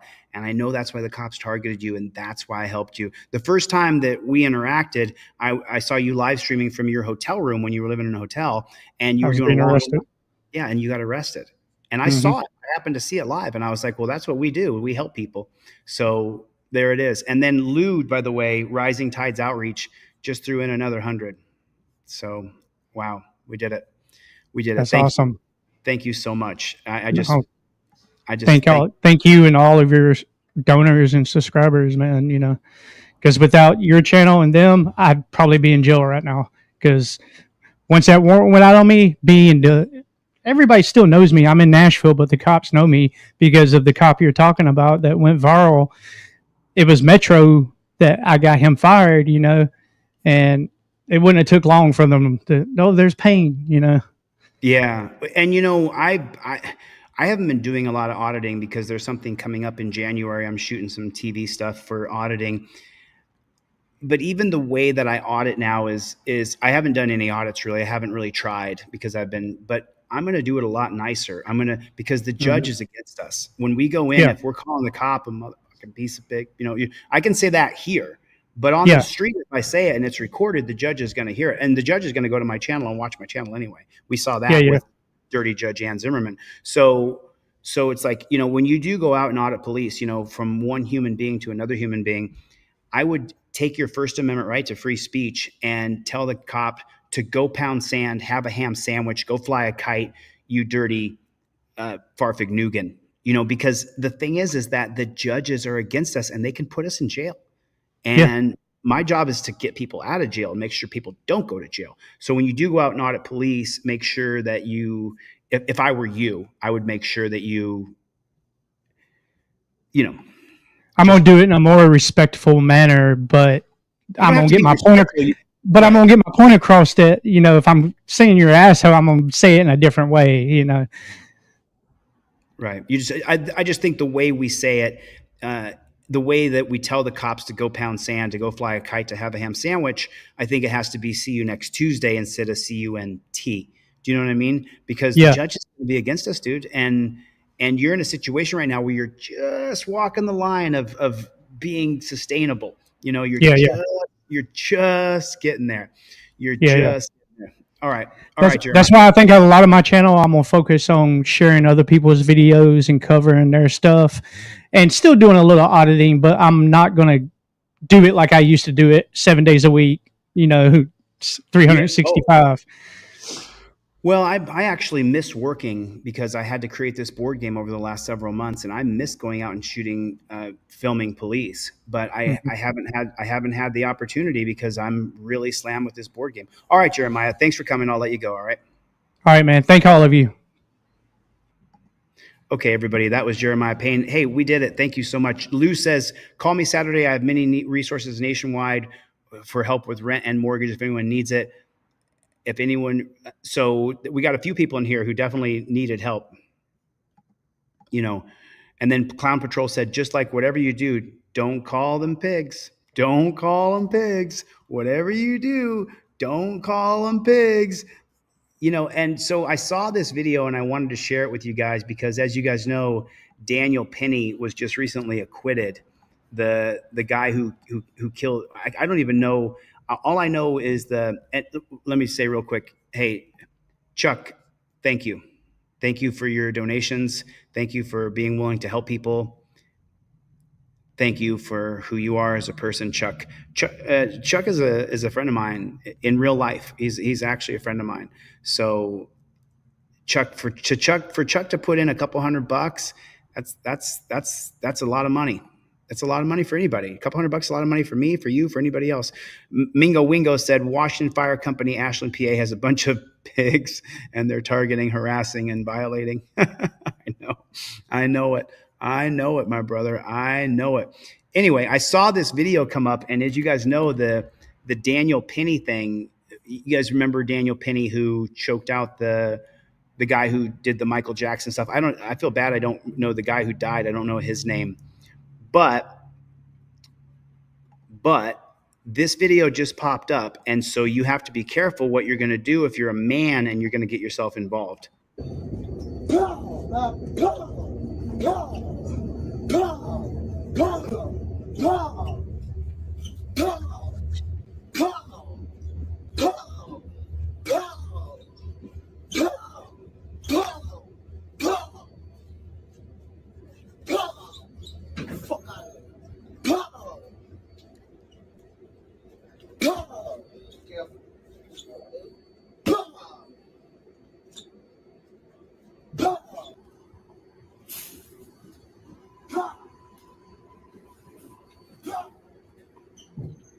See, right there at that point, if he's not touching anybody else, you really have to decide. You really have to decide if you're going to get yourself in trouble. I think that the only way that if you're a man and you're strong and you've trained in your life and you can stop another person from hurting another person. Oh, John Q. Smith just put in 10 on Zelle. Thanks. Hey, you guys, the fundraiser is now completed. I saw that Chevy put in 50, Plead the Fifth put in 50, Rising Tides put in. You guys all put in money to cover this. I'm just so super grateful. Thanks, John Q. I appreciate it. But remember, back to this video here. If you're going to get involved, make sure there's a reason you're getting involved. And you guys remember the Portland stabber? What was it? 3 or 4 years ago, 2020, 2021. He stabbed 3 people in 2 seconds flat. And he was actually physically imposing himself and threatening a couple of brown women, and he was calling some racist stuff. And so when those guys got involved, what they did was they got themselves stabs. 2 of them died, and one of them ended up in critical condition. He lived. But if you're going to get involved, make sure that you get involved intelligently. Just some guy running around saying, bow, bow, bow. Maybe you just let people do what they do. Maybe you don't get yourself too involved. Team DLZ for the win. For the win, said SWE Observer. So make sure you guys don't get yourself in a situation where you're going to get hurt or you're going to get in trouble. This is Phoenix PD again, by the way. This is Phoenix PD. Another one from ABC 15. Wow. Another one. Wow. First and all new tonight, Maricopa County and the city of Phoenix are both paying up after the death of a man while in custody. And a warning, this story you're about to see is graphic. You're witnessing the final minutes of a man's life. He was in the throes of a mental health crisis, and after piling on top of him, officers just left him dying in a jail cell. It's as bad as it looks. That's why Maricopa County and Phoenix PD just paid a combined $4.8 million to settle the case. I'm ABC 15 Chief Investigator Dave Biscobing, and I'm going to repeat that number, $4.8 million. Now guess the number of officers who were disciplined. Zero. We have gone too far in this country, giving cops absolute total. You think qualified immunity is bad? They have total absolute immunity. The only time a cop gets in trouble is if he really hurts somebody, shoots them, or kills them, and then he faces criminal charges. But the Arizona cops who did a jump out on Tyrone McAlpine, have they been charged with assault and battery? Have they been charged with intent to do great bodily harm? No, they have not. The police are getting away with murder if it's not on camera. The police are getting away with assaulting us, battering us, beating us on camera. On camera. They can do it to you on camera. And then the cops will charge you with assaulting them, with battering them. And then you will go to jail and face felony charges for battery on a police officer when they beat you up. The police will arrest you for DUI if you're not drunk. And then the police department says, we don't have any qualms about trying to keep our community safe. It's gone way too far. It's gone way too far. And just so frustrating. Not one. How does that happen? Well, we got the internal investigations, and in this story, we're going to show you how they cleared everyone involved. These are officers from the Maricopa County Sheriff's Office and Phoenix Police. They're taking Akeem Terrell into a holding cell. Without warning, they pulled out his legs and piled on top of him. Why? To change his handcuffs from police cuffs to jail cuffs. Then, after 3 minutes on top of him, they backed out and shut the door. Another 5 minutes would pass before officers raised the alarm and got him medical help. He was pronounced dead at the hospital.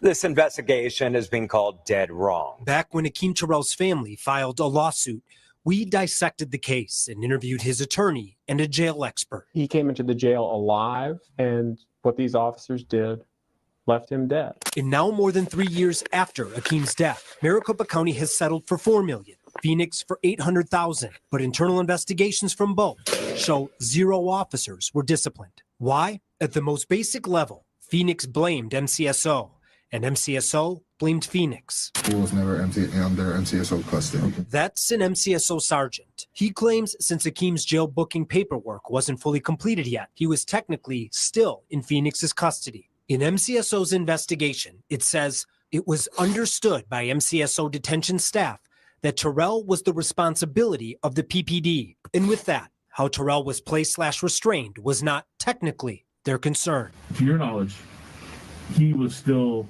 a prisoner of Phoenix PD. Yeah, well, not to my knowledge. That's just a fact. That's just a fact. Okay. Yes. Now, Phoenix said the opposite was true. The city's internal investigation says once the cell door is closed, only the MCSO staff can open it. Phoenix Police Department personnel were not issued a key card for that door and could not access the cell. Back in our original reports, we interviewed Dr. Keith Taylor, a former NYPD commander, about how the finger pointing began right away. That no one was assigned to make sure that he's still alive, they still have a pulse. May speak of this idea that it was everyone's responsibility and no one's responsibility. Regardless of who had custody, Dr. Taylor says the use of force was extremely dangerous. The face-down position is called the prone position, and police have been warned for 30 years about the deadly dangers of being prone. It looked listen to what Dave Biscobing says right here. Use of force was extremely dangerous. The face-down position is called the prone position, and police have been warned for 30 years about the deadly dangers of being prone. Okay, so 30 years they've been killing us. They've been murdering people.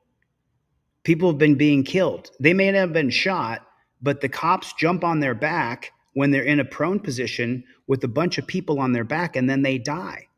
That's what happens. They die. And Dave Biscobing is pointing out that it's been 30 years, and there's been zero change.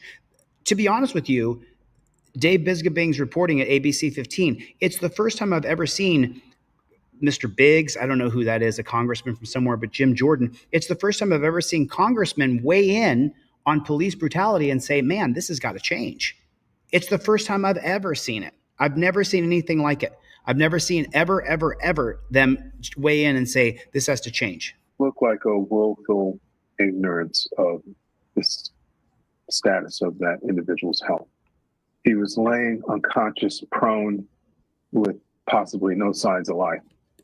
And they just walked out as if it was a normal interaction. Here's what MCSO's investigation says about their use of force. While MCSO's policy stated that employees shall avoid placing subjects on their stomachs for an extended period of time, the policy did not disallow the placement. It also says the video footage associated with this incident does not look good. However, the force that was used during the incident by all parties involved was not typical force that would lead to death. It's hard to argue.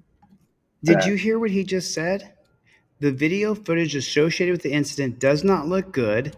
However, the force that was used during the incident by all parties involved, it was not typical force that would lead to death.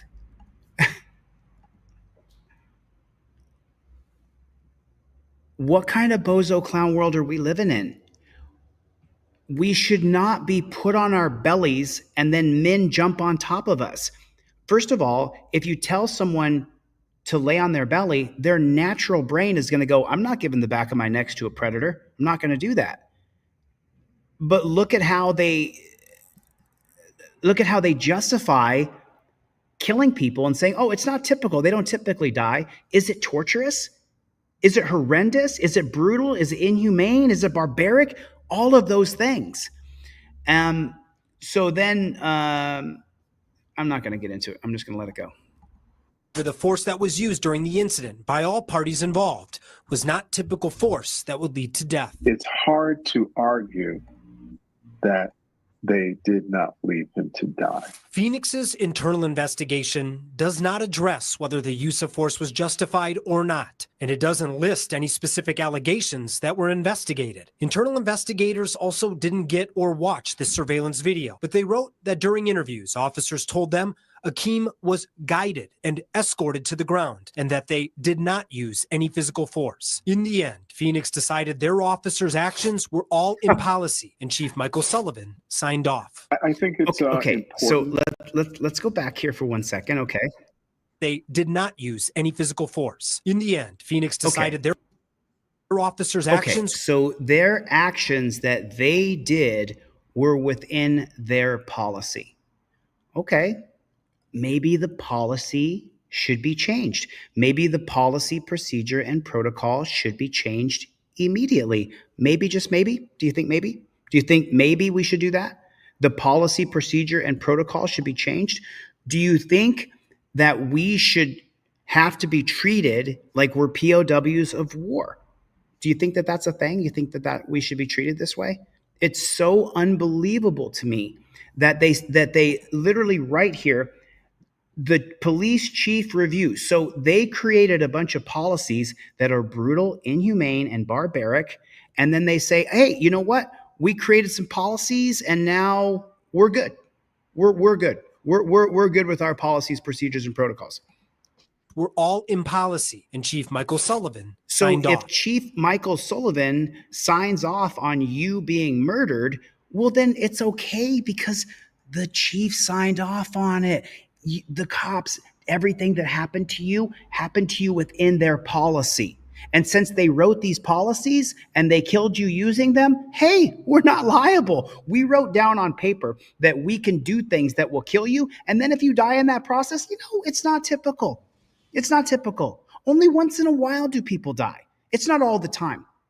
And then you guys are going to all freak out that somebody died. How could you? The good police officers in the world are out there policing. Well, it's not just that.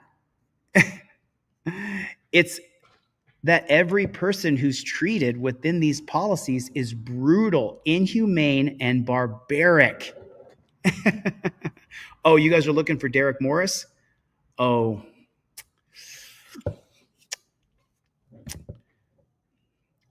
unfortunately, and I got some screenshots emailed over to me of what Derek Morris has said. I don't think Derek's coming back. I don't think Derek's coming back. You know what I'm going to do? You know what I'll do though, Rising Tides? So Derek Morris, if you see this, a bunch of people care about you here. Did we do a fundraiser? I don't think we ever did a fundraiser. I couldn't do a fundraiser for Derek because he was facing criminal charges. And anyway, apparently from the screenshots that I saw, the help and the assistance and the friendship that we offered to Derek, apparently, So if you see this, Derek, I saw the screenshots, brother. I don't really understand it, but hey, you know what? I think it's important to provide the scrutiny that you are providing to this case. It may be a tip of the iceberg. Now, it took both departments about 3 years to finish their internal investigations. 3 years. That's noteworthy because MCSO. It took 3 years. Be a tip of the iceberg. Now, it took both departments about 3 years to finish their internal investigations. That's 3 years. It took both department 3 years to finish an internal investigation. Power inherent to the people says qualified immunity only applies for certain situations. They don't all have qualified immunity. Power inherent to the people, they have absolute immunity. Unless the cop kills somebody on camera, unless the DA who works with the cops day in and day out, unless the DA charges him with felony battery, felony assault, they have absolute immunity. It's not qualified immunity. And the dumpster fire is coming in, and it's going to be even worse. It's going to be even worse. Worthy because MCSO is under court oversight because it couldn't police itself. And the Department of Justice wants to take over Phoenix PD for the same reason. I'm investigator Dave Biskobing, ABC 15, Arizona. So both Phoenix and MCSO sent written statements to us, the sheriff's office, saying they have improved training and access to the holding cells since Akeem Terrell's death. The county also extended its sympathies for the family, and Phoenix also expressed its condolences, but the city did not answer several questions about the quality of their internal investigation. If you want to see, I used to work out with this guy in Dallas, Texas. He used to be one of my workout partners, this guy right here. Original investigation into this case, or read these internal investigations for yourself. It's one of the top stories right now at abc15.com/. 911, what's the location of your emergency? Help me, help me, help me. Okay, we're gonna get help to you. What's the address to where you are? It's at 5265 Macklin Road. Location be a lat long. Subject screaming help. It was a 911 only. 5001, 10-7 here. Just 39, that address does not exist. I'll be checking the area. 5001. 5001. All right, I'm in the area of that corner in Macklin. I did just hear a female screaming. I'm going to try and get a better address.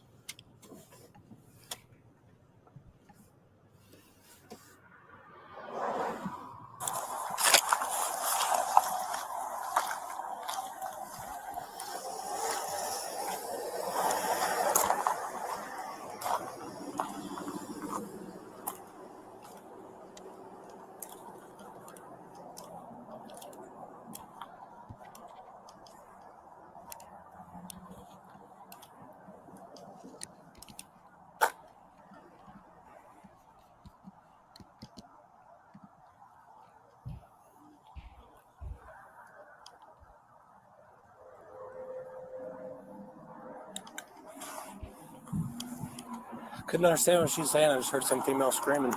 Didn't sound like help me, or anything like that, but I heard it right when I rolled past here, so I'm gonna check on this one.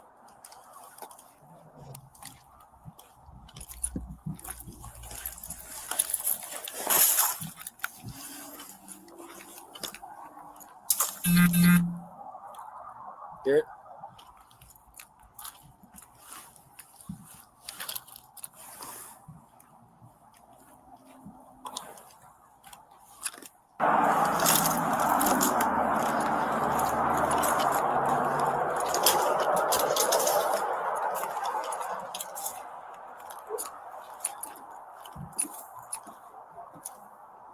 You hear it?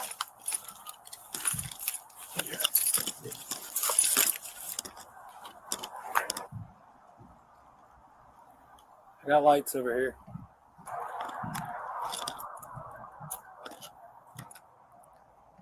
Got lights turning on in different rooms. I thought I heard it coming from over here, like the garage. You heard it too, right? I thought I heard something here. I thought it was a cat, though. Yeah, Cobb County Police. Hey, what's up, man? Yes, sir. Y'all got some screaming going on or something? Screaming? Yeah. Stop. I don't think so. Does anybody... Get the dogs! Get the dogs! Get the dog! Go inside!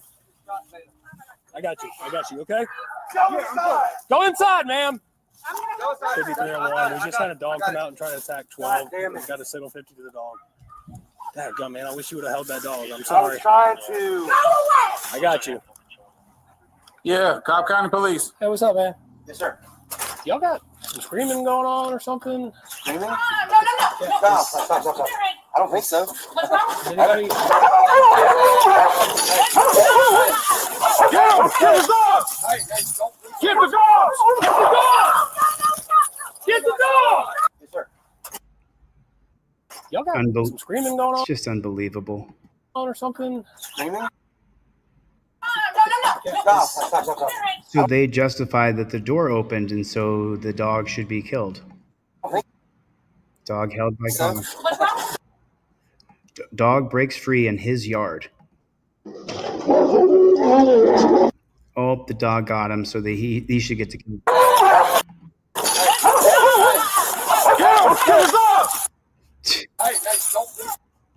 Just so absolutely unbelievable. It's just so absolutely unbelievable. I want to show you guys part of an audit right now from Sacramento Community Cop Watch. This guy, the way he audits is so beautiful. Street in Sacramento, California. Got multiple, quadruple police vehicles here on the scene. Got the crime scene tape up on all corners. Got them leaving out now. Got vehicle 14239. Might want to slow down. 164558 here on the scene. Currently at 15th Street and F Street here, Sacramento. We got fire personnel leaving the scene. They have this street blocked off here. Can you guys tell us what happened? An incident with somebody, that's all you need to say? That's all I can say. Oh, okay. Can I get you identified real quick for the people? So let's get to badge number 478. 4, okay, appreciate it. And what about you? Officer Lyden, badge number 662. All right, appreciate it, man.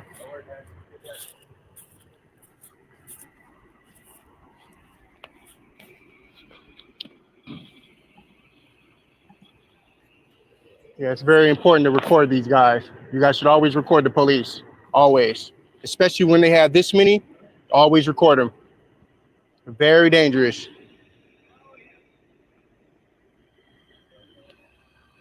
Oh, I think Shock. Okay, I got you, Levi. Give me Shock Professor. I think you have a. I think that you have a imposter. Did everybody see that? Shock.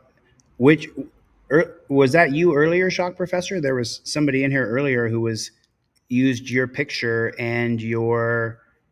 Everybody tell Shock Professor that there was somebody in here earlier with the moniker and the name Shock Professor who was not very friendly. Was not very friendly at all. So I'm not sure what's going on, Shock Professor. Maybe you're getting. Can you shoot me an email, Shock? Give me 1 second. I'm gonna add you. Put you as a moderator.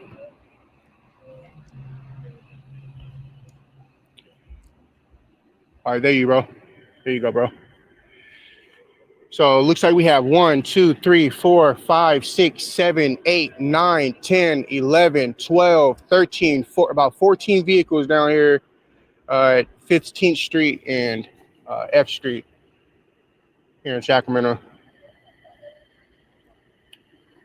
We've had an officer over here. He claimed he couldn't. That's all he can tell us was that there was some sort of incident down here. If you guys take a look,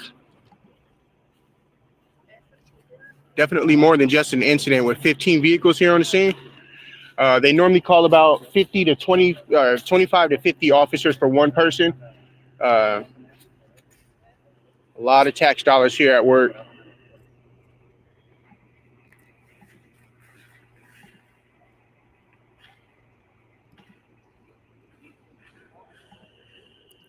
Yeah, definitely. You guys like, share, and subscribe to the channel. We appreciate you guys for joining us. Again, this is the Sacramento Police Department here on scene. We heard the vehicles rolling through the neighborhood earlier. There's about 15, maybe 20 vehicles on this street here. Got these officers having a powwow. Got the crime scene tape up, even over here on this side of the street and on this side as well, blocking off the area. Got people over here that live down this street, so hopefully it's not too much longer.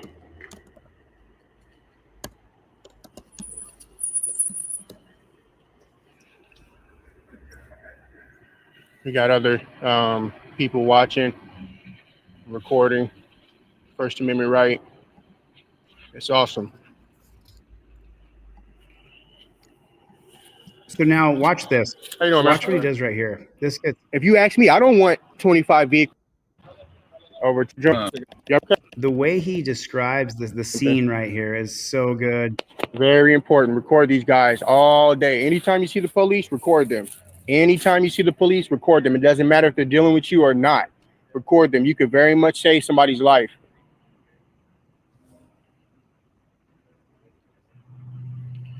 So we had a bystander who was out here speaking with us. He said there were gunshots, and it might have been some sort of police chase here at 15th and F Street here in Sacramento.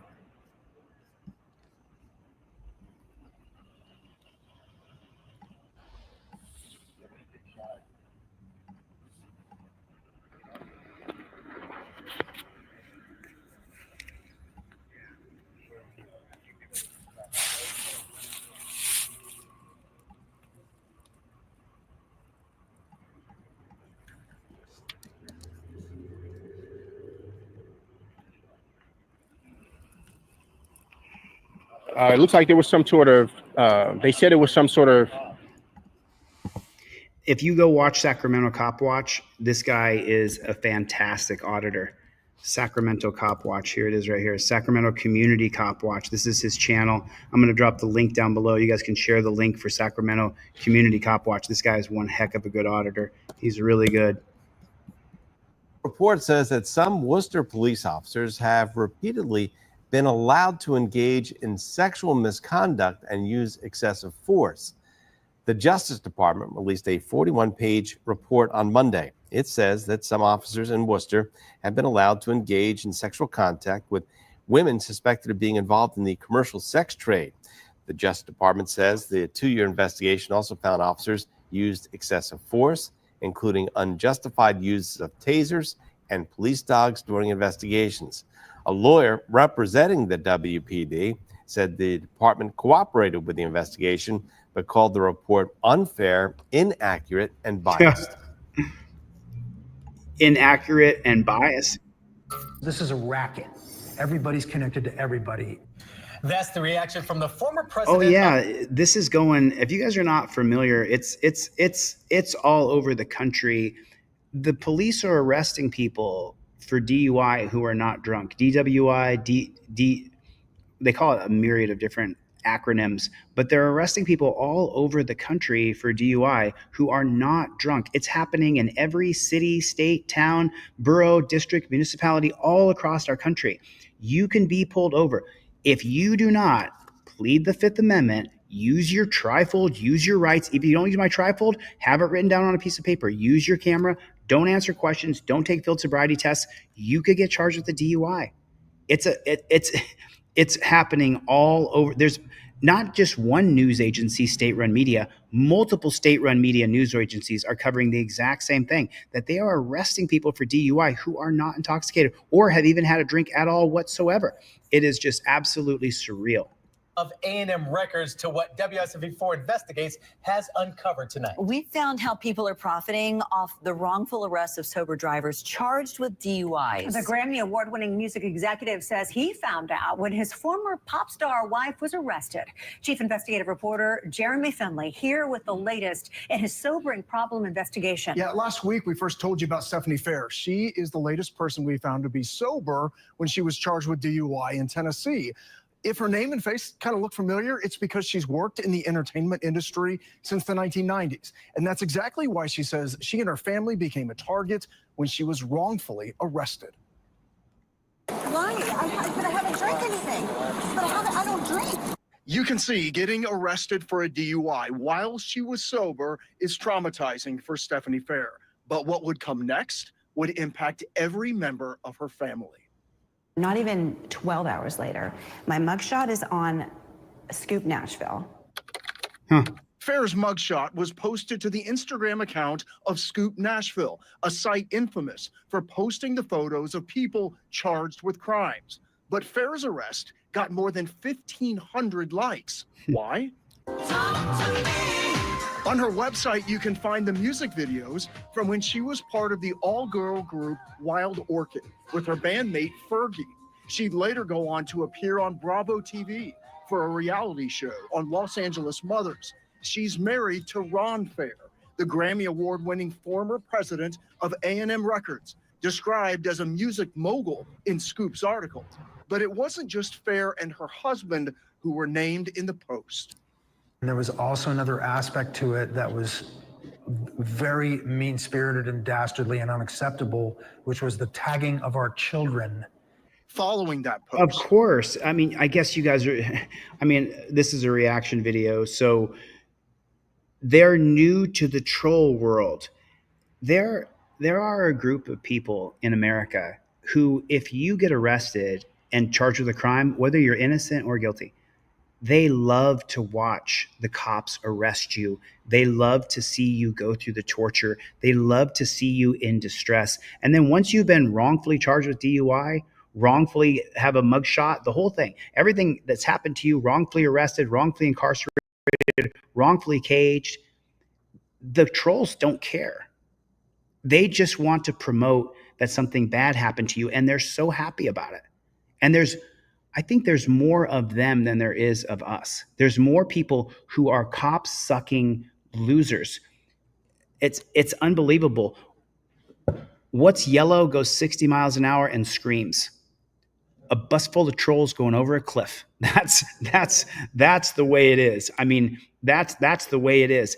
And these nice people are new to this, because if you are a nobody, loser, piece of shit, knuckle dragger in the bottom of the basement, and you have nothing going, you don't have any visions of the future, you don't want to create a board game, you don't want to bail people out of jail, you don't want to help anybody, you want to make as much money for yourself as you can, and then you want to relish and glory in the fact that other people are persecuted, prosecuted, and treated like POWs of war. They don't have any goals. Their goal is to make sure that you mention them when you're talking about all the horrible people in the world. Mention them by name. They absolutely love it. It's surreal to me, but that's the world that we're living in. The phone call started from St. Petersburg, Florida. This is so-and-so from Reputation Defenders. And it was straight up extortion 101. Hey, Ron, we see your wife's mugshot on there. Yeah, that's got to be terrible for you with, your profile and stuff. And we're able to take that down for the fee of $12,500. A lot of people don't understand how there's a business behind this. This is a racket. Everybody's connected to everybody. The Fairs rejected the calls. I'm not paying anybody to take anything down. There is a reputation management company called Reputation Defender.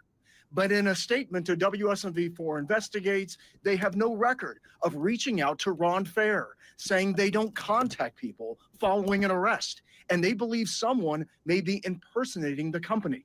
But that wasn't the only way someone was trying to profit off the DUI arrest of a woman whose blood work would later show was completely sober at the time of her arrest.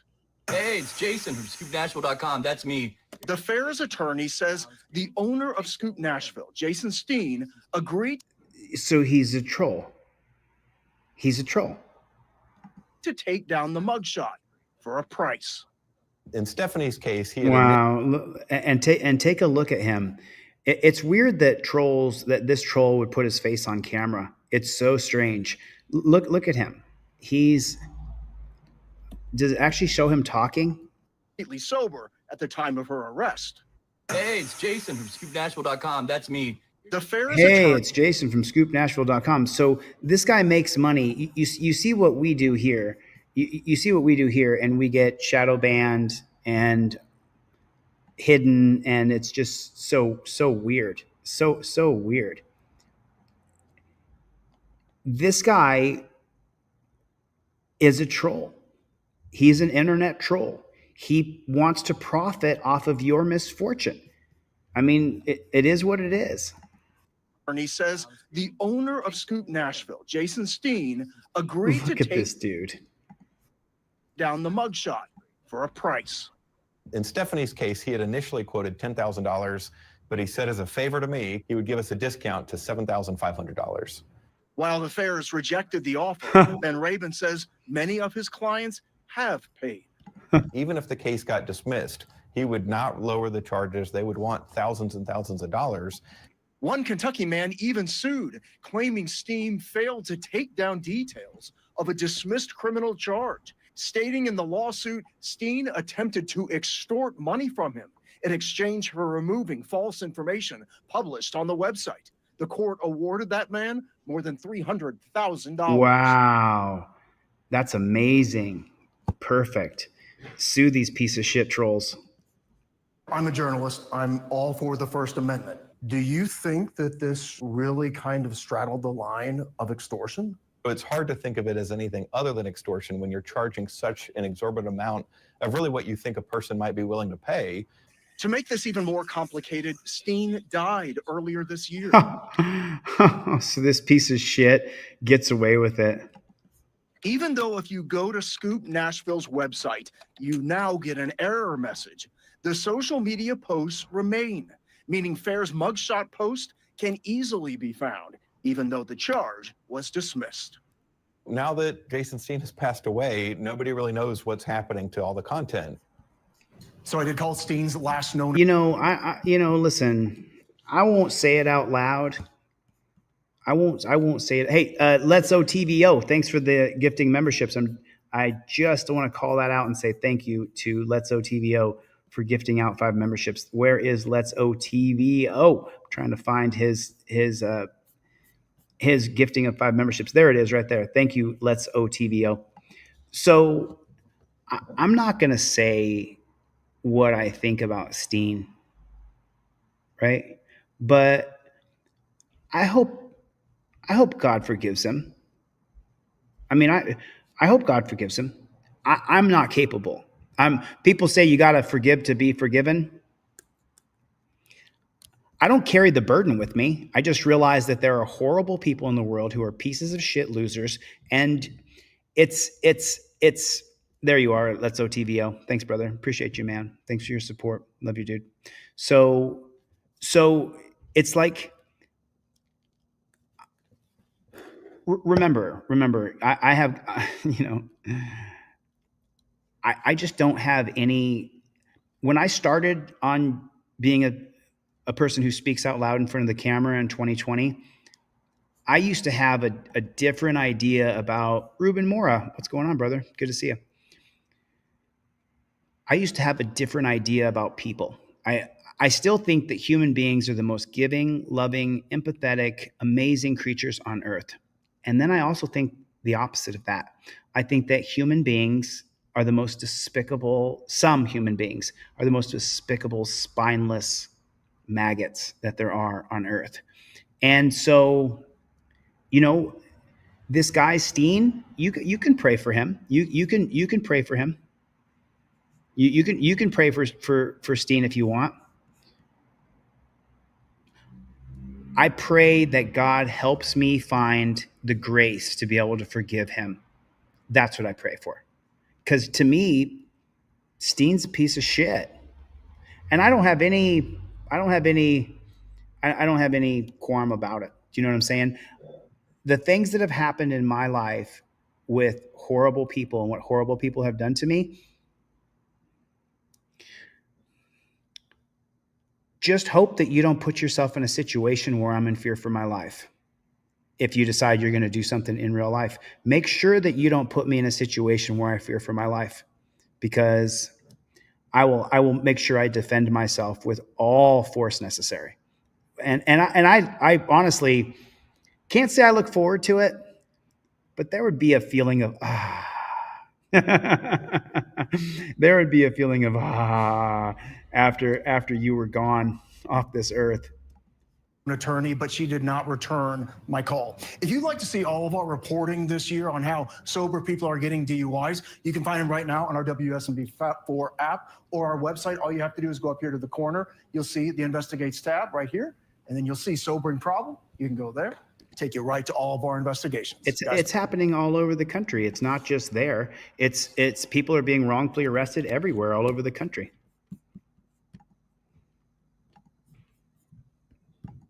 After an inmate death, and now the Garvin County Sheriff called the FBI after an inmate death, and now indictments have come out against 6 current and former staff members. News 4's Dylan Brown sat down with the sheriff and has more.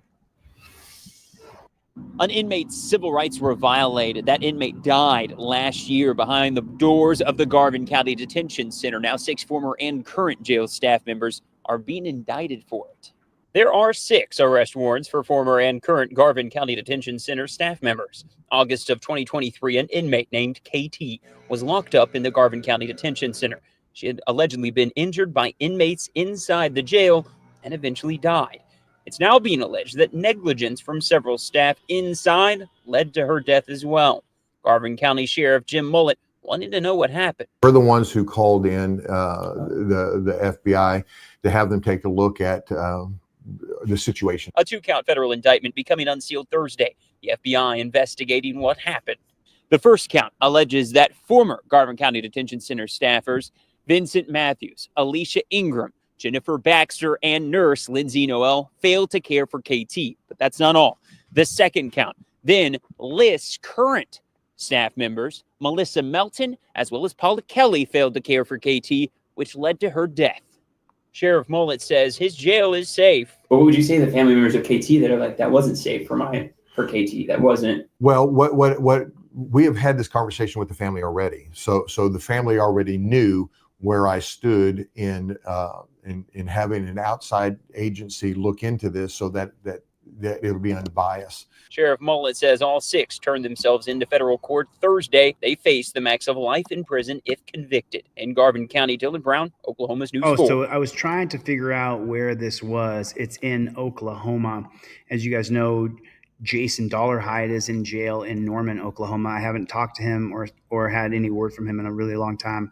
I'd like to know what's going on with Jason, if he's okay. Once again, you're seeing that inside of these dungeons, it is death, murder, decay, mayhem. It's anarchy inside of these dungeons, and people are dying. People are being killed inside of the jails, not just inmates, guards, everybody else.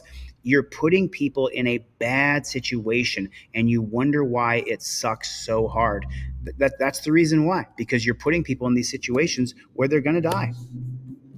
Breaking news alert just now coming into our live now from Fox Studio, which does take us out to Oklahoma. Take a good look at your screen. The Associated Press reporting on this Friday morning, prosecutors are charging an Oklahoma City police officer with felony assault. This after he slammed a 71-year-old man to the ground, breaking his neck following an argument over a traffic ticket. If you're seeing that video there on your screen, viewer discretion is advised because it could be hard to watch. The Associated Press goes on to say that Sergeant Joseph Gibson, age 28, was charged in Oklahoma County with 1 count of aggravated assault and battery in connection with the October 27th dispute. Body-worn camera video released by police shows Gibson throwing Glick Vu to the ground after Vu touched Gibson during an argument following a non-injury traffic accident. No, he didn't just throw him to the ground. He tossed him by holding his wrists and making sure that his head hit first. A quote there saying that we evaluate the law and the facts in each individual case, and in this particular case determined the officer's actions were an unreasonable use of force. This coming from officials there in Oklahoma. We go on to learn from this article with the Associated Press that Vu suffered a brain bleed and a broken neck and eye socket. He does remain hospitalized at this hour. Prosecutors sharing that information.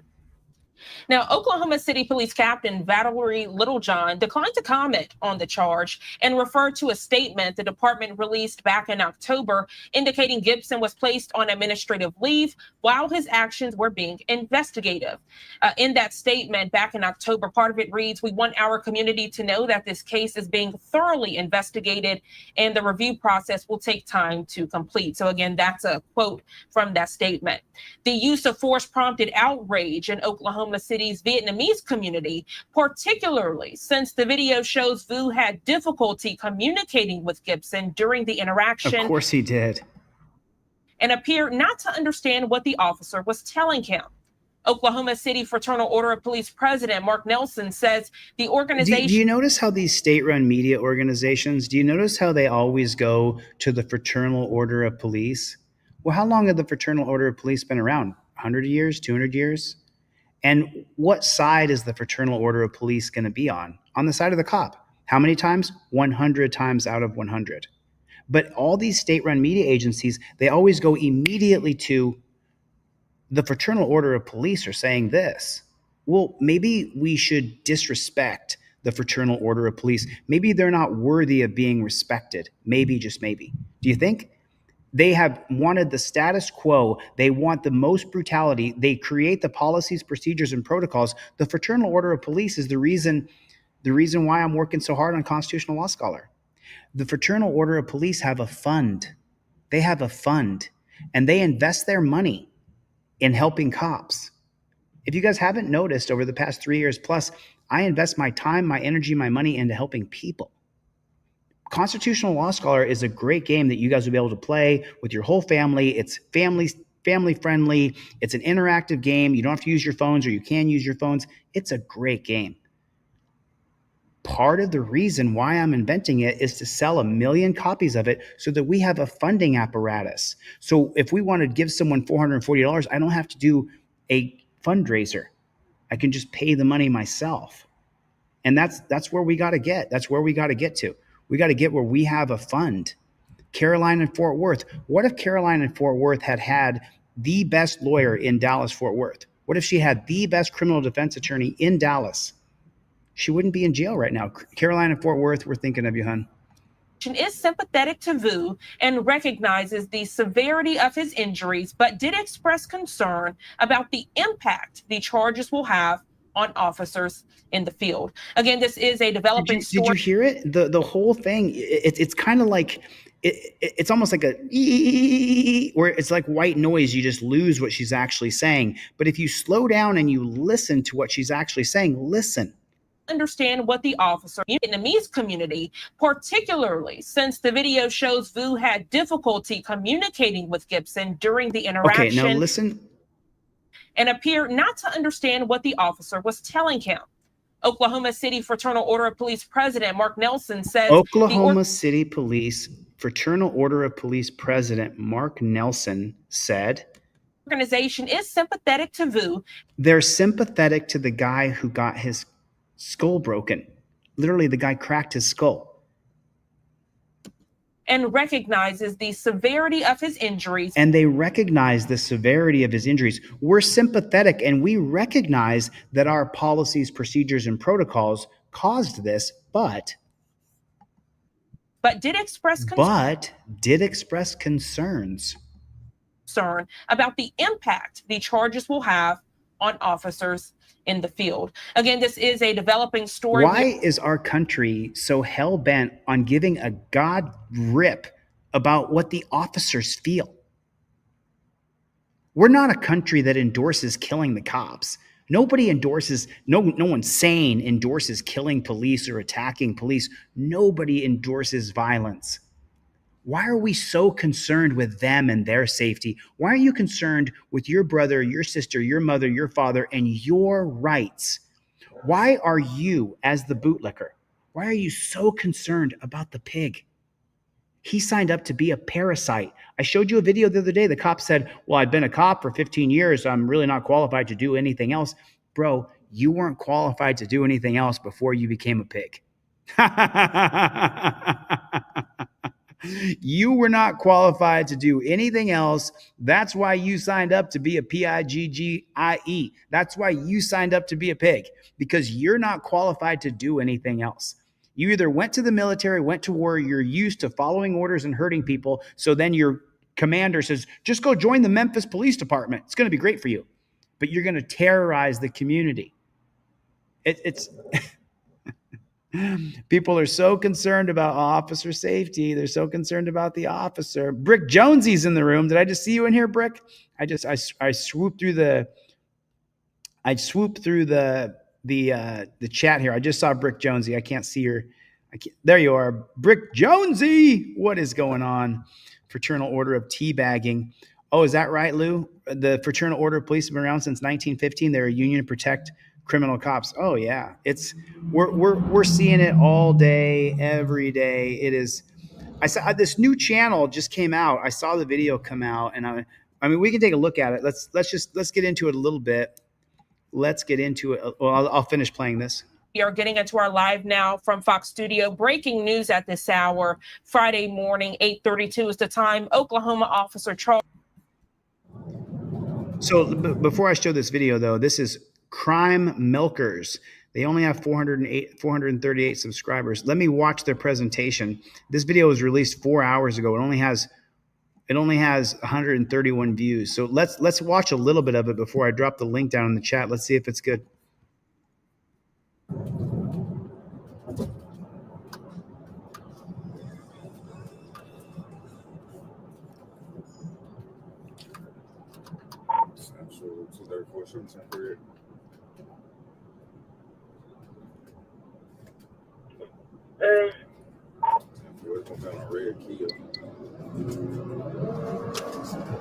So this is the cop's favorite part, where he pulls up behind someone and he gets to scare them.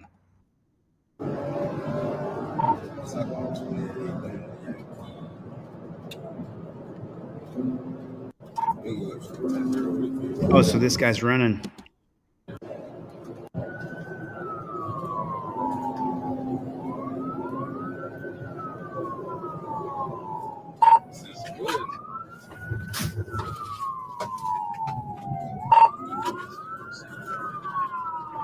Not a very good driver. Right on paper.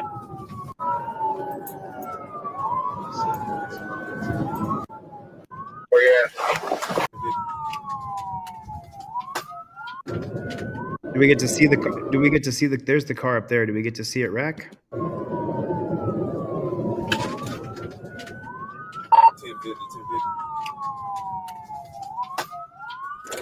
Oh yeah. Hey, get on the ground. Yeah. Yeah. I mean, do you guys think the same thing that I do? That K9 BZ, another great job. Shine the light, brother. Do you guys think that canine dogs should be banned from policing? The only way that a canine dog should be used is search and rescue, or if a predator has somebody hostage and we don't want to lose a human being cop, so we send in a cop dog. Those are the only two scenarios where a dog should be used. The war on drugs is a farce. All the cops arresting people for drugs, they're not doing anything good in the world. They're making the world a worse place. The war on drugs is a failure. It's a complete and abysmal failure. So now let's see if this guy's going to have the dog attack him. Here! Here! Sell it! Sell it! Sell it! Sell it! Come back. And go do that. See what national cemetery this is. Here! Here! What a piece of shit. What a piece of shit. What a piece of shit that canine cop is. Did you see that? He just opened the door. He just opened the door and let the dog run. What if there was a kid in the living room? What if there was a 10-year-old boy in the living room? And he just opened the door and just lets a dog go in there? The dog's on search and destroy mission. Unbelievable. I got Stella. Stella. Get on the ground. Hey, get on the ground. Get on the ground. I got here. I got here. Oh, so there are just people in the living room who are just sitting there. Hey, I see you, dude. Get on the fucking ground. Get on the fucking ground. Right, there we are. If you move, I'll fucking shoot you. Dude.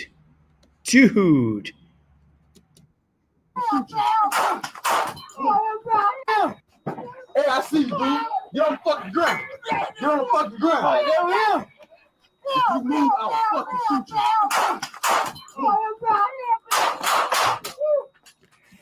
Dude, that was an execution. You just...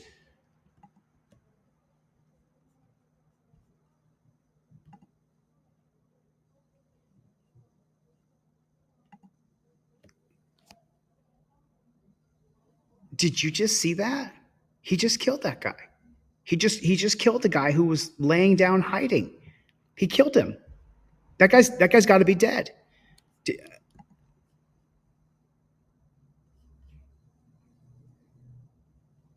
Never seen it, Darhar Master. Never seen it. Never seen it. Never seen this before. First time I've ever seen it. Horrible. That's horrible. That to me that was absolute outright murder. That was horrific. That was terrible. That was absolutely terrible. This is one of the worst things I've seen. Let me just scroll down to the comments here real quick and see. It says, let me escape here. Florence County, South Carolina, on the morning of, this is an old video, is it? It's May 26, 2024. Oh, I'm sorry. Okay, so for the troll in the chat, May 26th, I was in a dungeon, so I didn't see this. Just so we're clear. On May 26, 2024, following a vehicle pursuing 43-year-old William Dwayne Rankin, fled into a residence on National Cemetery Road. That's convenient, isn't it? When the deputy Trayvon Sellers, the footage shows the Sellers confronting Rankin, who was hiding under a couch cushion, ultimately shot him 5 times. Rankin, who was unarmed, later died at the hospital. The incident has led to charges against Sellers, including voluntary manslaughter. That was execution. That was murder. Assault and battery and high-level aggravated misconduct. The situation further escalated when Johnny Cooper, an innocent occupant of the residence, was severely injured by Sellers' canine. According to South Carolina Law Enforcement Division, SLED, Sellers failed to use appropriate commands, leading to the canine mauling Cooper for 87 seconds, resulting in permanent injuries. This is what I'm talking about. Florence County Sheriff T.J. Joy requested SLED, South Carolina Law Enforcement Division. There's only one S there, so they can make it. It couldn't be SLED. It has to be SLED. Investigating the incident, Sheriff Joy placed Sellers on administrative leave following the shooting, but then he fired him after a domestic violence investigation later that month. So he not only does he kill people, he beats his wife and beats his kids. Wow, this is murder. I live here. John, tell me when he died. Tell you I got here. I got here. Hey, what John? I got here. Hey, what John? Oh, where's the feet? Shots fired. Shots fired. Shots fired. Please, I got here. I got here. I got here. I got. Oh, please, God, please, please. Oh, please. Oh, please, God, help me, God, for long time. Please, God, help me. I got here. Oh, God. Please, God. I can't do that. I can't do it. Please, God.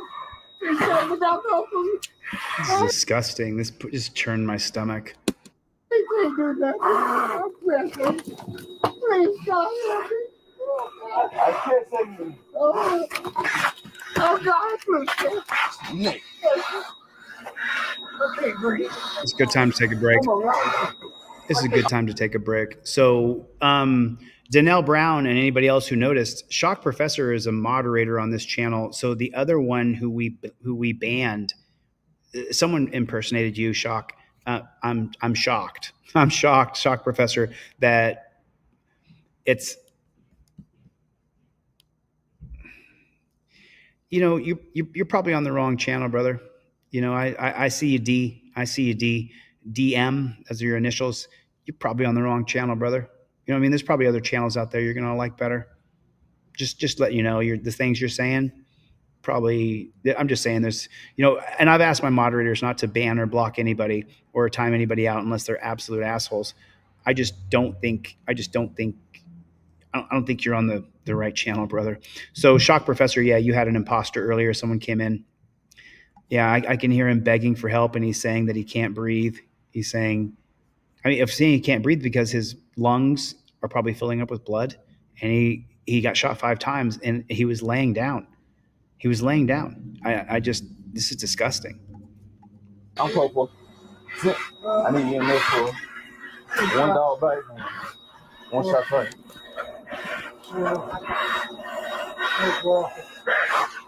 Nick.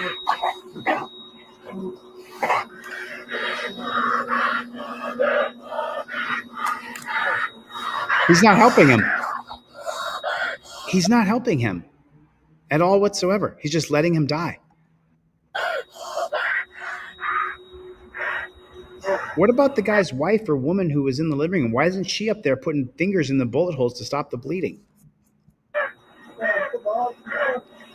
Yes, sir. Hold on. Yeah.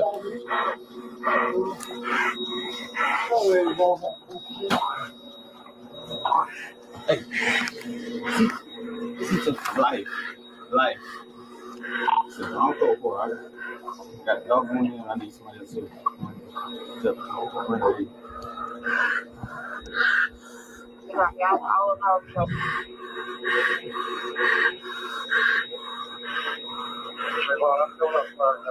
Yeah. Bill Roberts pointed out that she's probably in shock. She's probably laying there freaked out. She just got attacked by a dog savagely. She has permanent life injuries.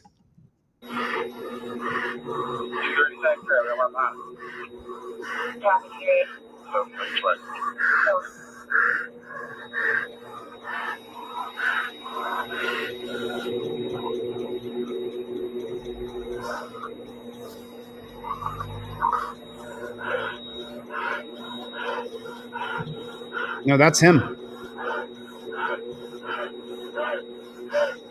Jennifer Hill, that's him. We are witnessing. We are witnessing this. We're watching it happen, and the cop is just standing there watching the guy, and the cop is doing absolutely nothing.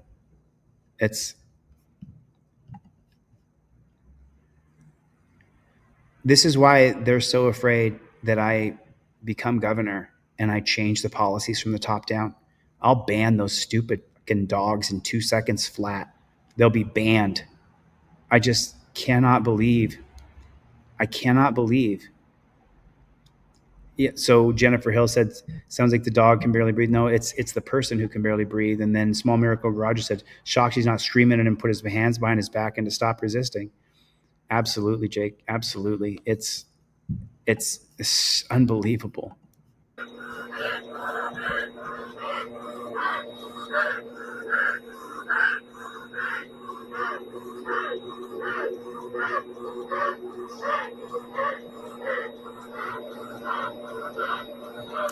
Hey, stay right here. You got help coming, but you can't move.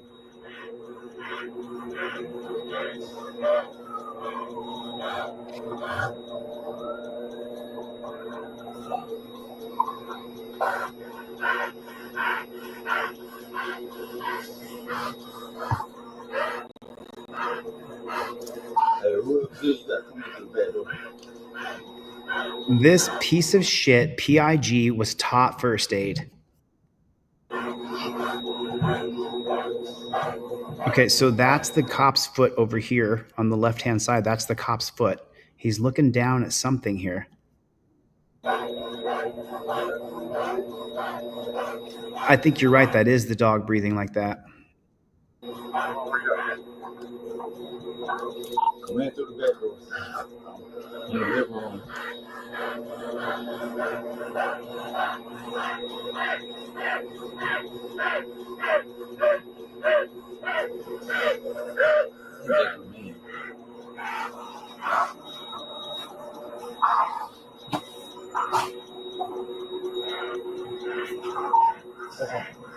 I ain't got mine on me. It's in the trunk. He's right. The one that shot right here. This dude got big. I didn't know he was in here, but our car came after him. He was trying to hide him. Matt.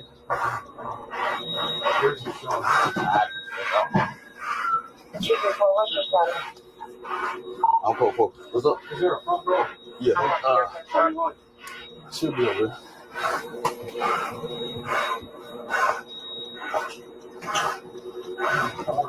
Gotcha. Seats are black. 234 Hey, from one barber, Mike.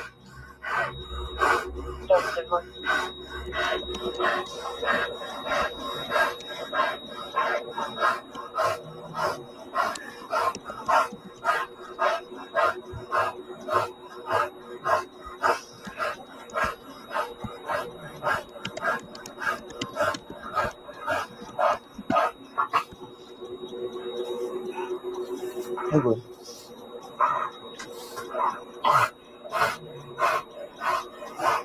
Hey, stay right there. Don't move. He's just... I got to take a break. Give me a second. Give me a second here.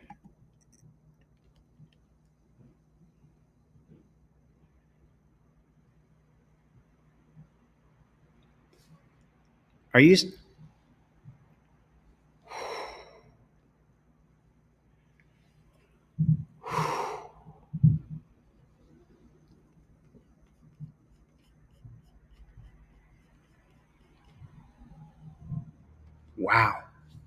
Wow.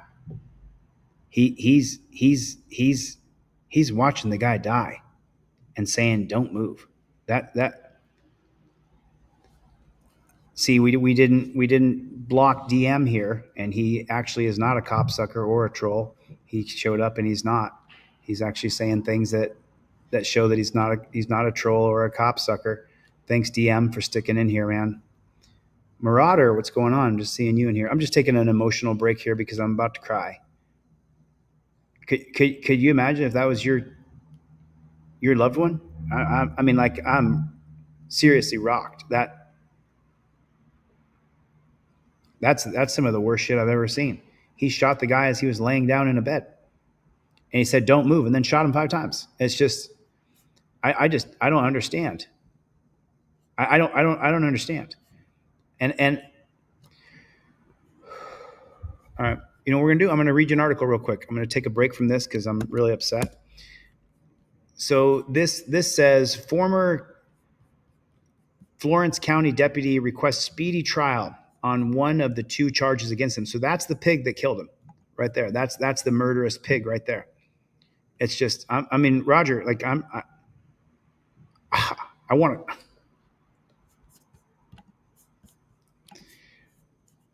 Florence County, South Carolina. Attorneys for Trayvon Sellers, 29, filed a motion this week for a speedy trial on the charge against Seller of breach of peace and domestic violence, so he beats his wife, in the 3rd degree.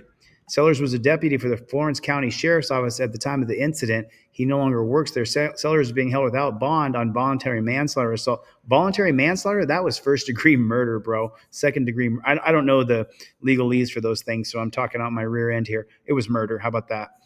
On assault and battery in a highly...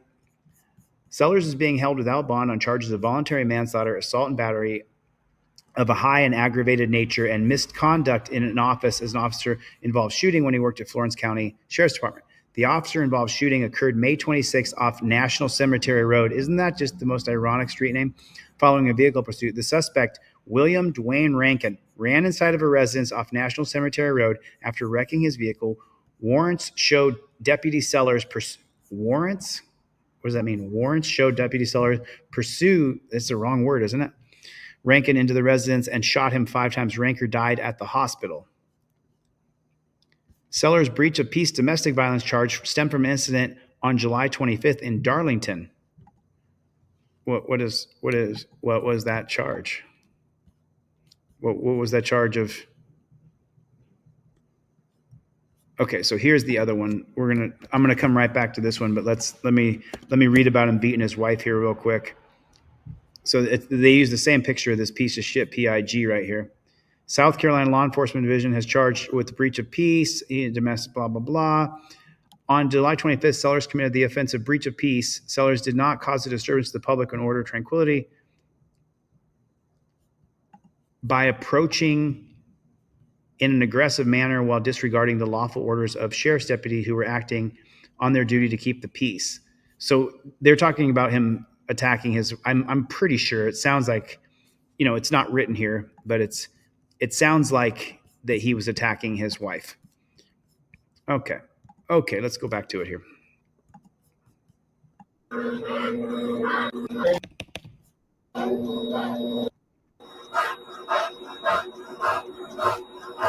I mean, the guy's still moving.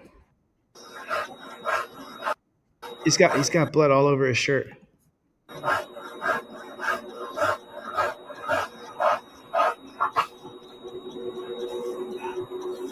Hey, bro.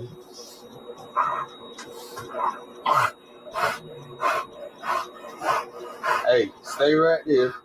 Don't move.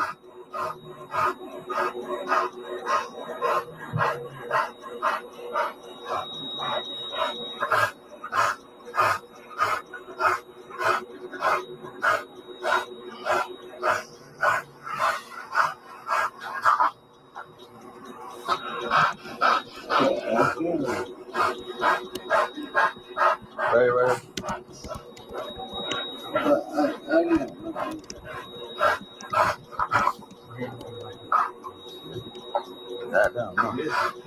I'm good.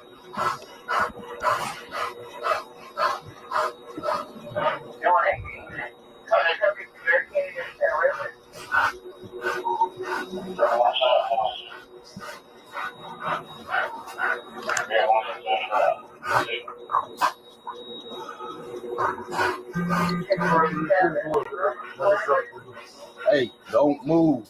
It's hot, man. Yeah. Wow. Wow. Holy shit. He's flailing. Hey, don't move. He's flailing. You're not going to help him? It's hot, man. Yeah. I'm hot, man. And now this guy steps in. The white guy steps in. A black guy shot a black guy. And then the white guy steps in. It's not everything's about race, but wouldn't a brother help another brother out? Where you shot? Yeah, what? Where are you shot? I said,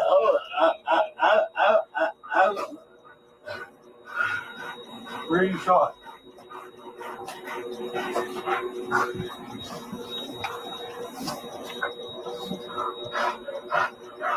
Where did you get shot? Where'd you get at?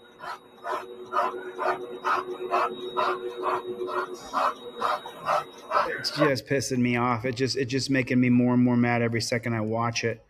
So if it was a cop, what would they do? What would they do? They would put on their gloves and they would strip the guy down as quick as they could. You guys have seen it. I've shown it several times.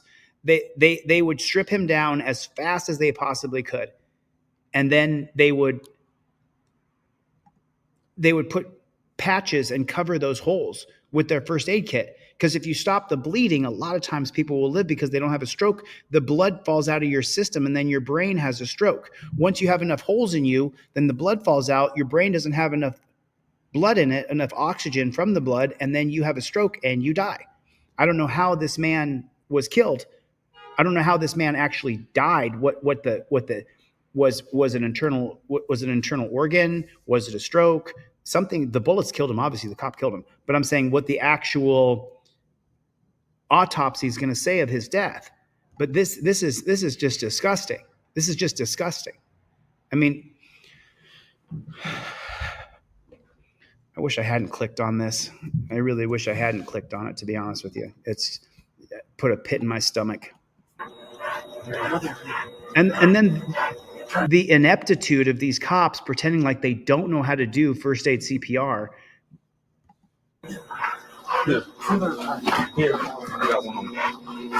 And he still got that dog there. Take the dog back out to the car.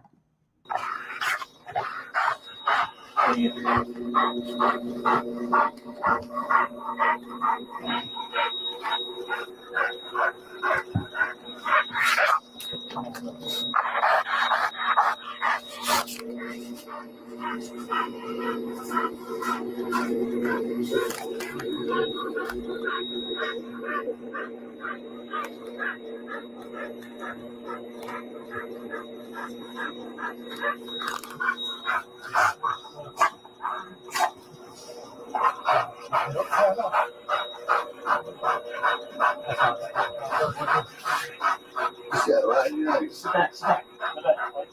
Thanks for money.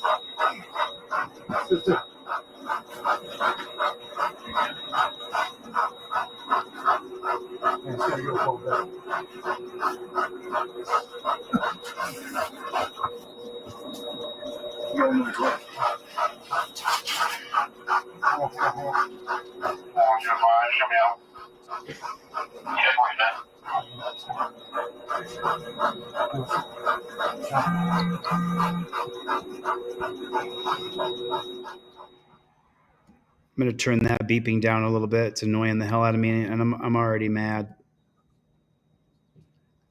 They're acting like has cooties or something. You have your murder gloves on, bro.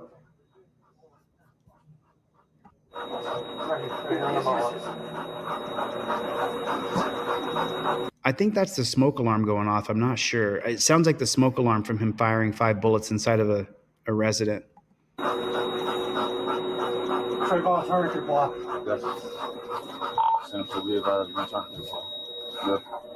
It's just so lame. Let me just take a break from the sound anyway. It's just so lame because they have tourniquets. They're trained how to use tourniquets on each other. It's just. I mean, Free Country said they want him to go. That's the training they get. I saw that you're missing a T on that. Unisex said that's why I don't like the government. What's the matter, you? What's the matter, you? Oh, so then Brent said, and somehow there's still a segment of the population that cheers on cops. It's a bigger percentage than people who, I mean, I think it's changing. I think it's changing. Bill Robert said, next they'll tell him, don't breathe. Make sure that you don't breathe. Just, it's Boiled Corruption says, cop gets his name on the precinct and he gets a murder coin. 100%, man. All right, we're going to go back into this. Hold your breath here.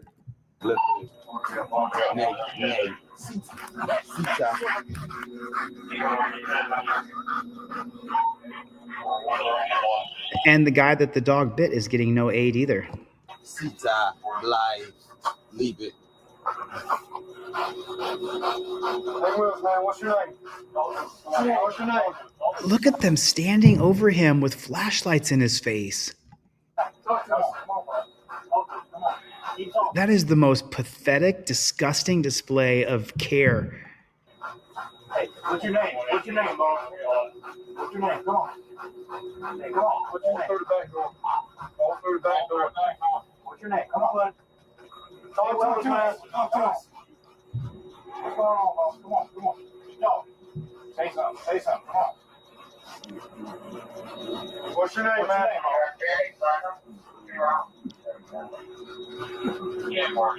Was he in the car? No. He was in the house. Keep talking. Keep talking.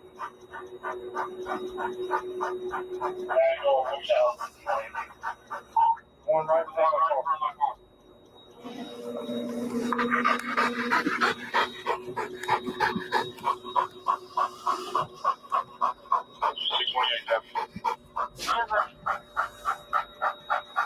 Sewer EMS.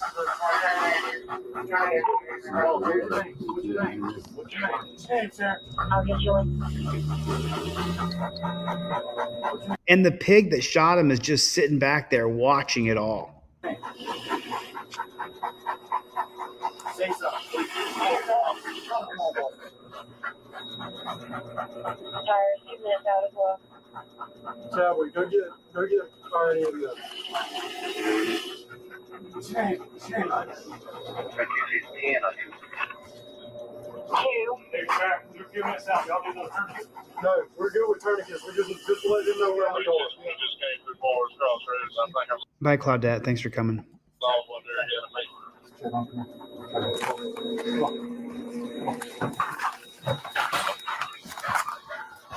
This is the part I want to see. I want to see if they mute the body camera.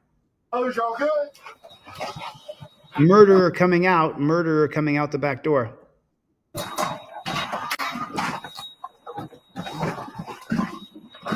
Got him?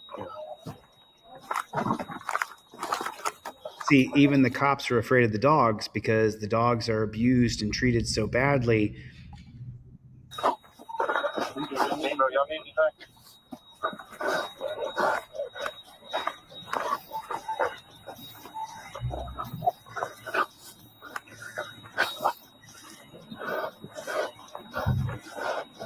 I think we better come up on.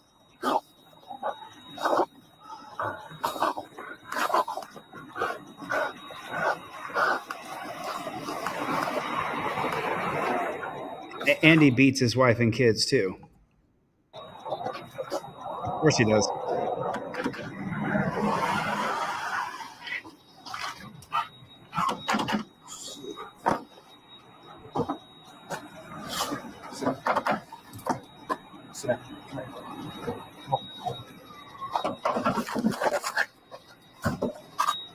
Did you hit it?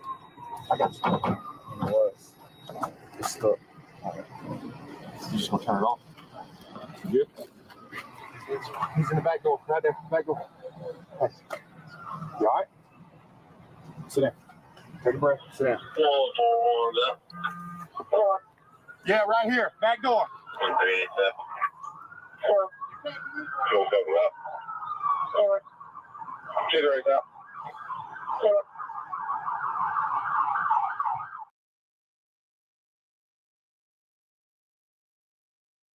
Absolutely disgusting. Absolutely disgusting. This is another murder video right here. You know, but let me show you guys something. Let me show you something. If you have a good dog, if you've loved and trained your dog properly, you should be able to take your dog, just like this little guy right here, and you should be able to put him right against your face. You should be, right, Charlie? Yeah, I should be able to grab my little dog, mom, mom, mom, mom, mom, mom, mom, mom, mom. If you don't abuse your animal, he won't bite you. If you don't hit your dog, he won't bite you. So for a dog to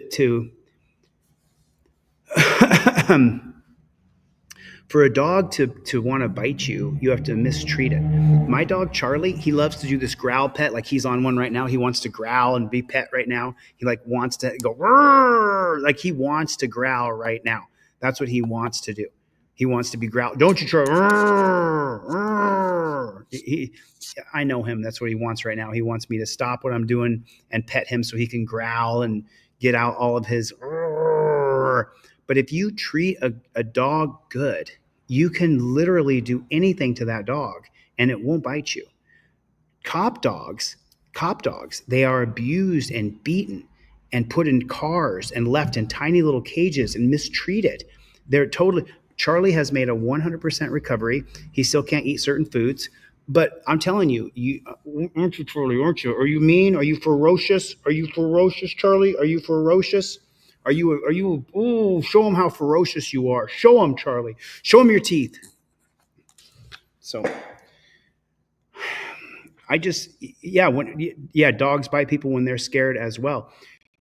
Dogs should not be abused. Anyway, all right, I'm 2 hours and 45 minutes. Chevy, what's up, Playboy? Cope Doggy Dog, plead the fifth. Rattaboy, what is going on? Patrick, Danelle Brown, thank you, I appreciate you. Plead the fifth. Detection dogs cannot receive affection because it softens them.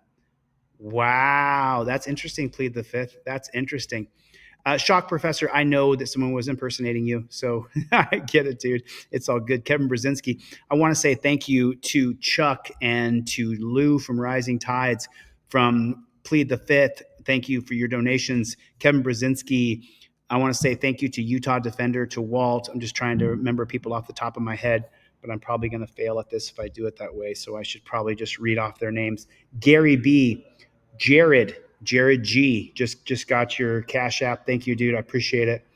I want to read a few more names here. Jared G, thanks, man, for your donation. I really appreciate it. Let me read PayPal. I just want to say thank you to people and we're not going to do another fundraiser until after Christmas. Chuck, Lou, Brzezinski, Brandy, Chuck again, Lou again. I'm super appreciate it. Just want to make sure I say Jessica Kerstad, Gary B, Jeremiah Payne, brother, we're with you, man. We're with you. And you see what happened, moderators? Dahar came in here, said something. We didn't jump on him. Don't block people. Don't time people out unless they're actually fucking trolling. And then kick their asses right out. Mandatory carditis. Sally, unisex. So good to see everybody. Kinetic cups and razor. What's the matter, you? What's the matter, you? Commuting home. Nice. James, Death Angel. Good to see you. Luke, Grateful Dabs. Thank you for your donation, man. I really appreciate it. Thanks a lot. Dan Hanlon. Yeah. So I want to do a call flood with Utah Defender. I'm going to call him when I get off here. I'm going to get the flock out of here. Chevy, what's up, Playboy? Jeff hates pigs. Where you at? Jeff hates pigs. And then there's another one that hates pigs. Soy Leal. Haven't seen your name tonight. Walking Dead Man. Good to see you, man. Good to see you. Bree Pennington. Nice to see you. Brent. Daniel. Thanks for coming. Appreciate it. Yeah, we just watched a murder. We got Chris Beaumont. Dude, you were sitting there quietly. Jennifer Hill. Thanks for coming. Super appreciate it. Maggie, JBTP. Everybody put in the comment section. JBTP, Jack Booth, Thug Pig. Put it in the comment section if you would, pretty please. Lee Farmer. Thanks for coming. Guideline UK. Thanks for coming. Les Sween. SWE Observer, Let's OTVO, Brick. Man, so many of you guys. I just absolutely, I think, aren't you a moderator, Grateful Dabs? Wait, is that, let me check Grateful Dabs. Let me see where you are. Drop a comment, Grateful Dabs. Let me see where you are. Actually, you know what we'll do? We'll do it. Is that the, let me double check on that real quick. And see. Let me make sure that's my buddy.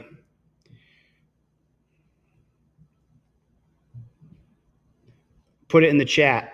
Hey, Grateful Dabs, put it in the chat. I just sent you something in the chat. Will you do me a favor, Grateful Dabs?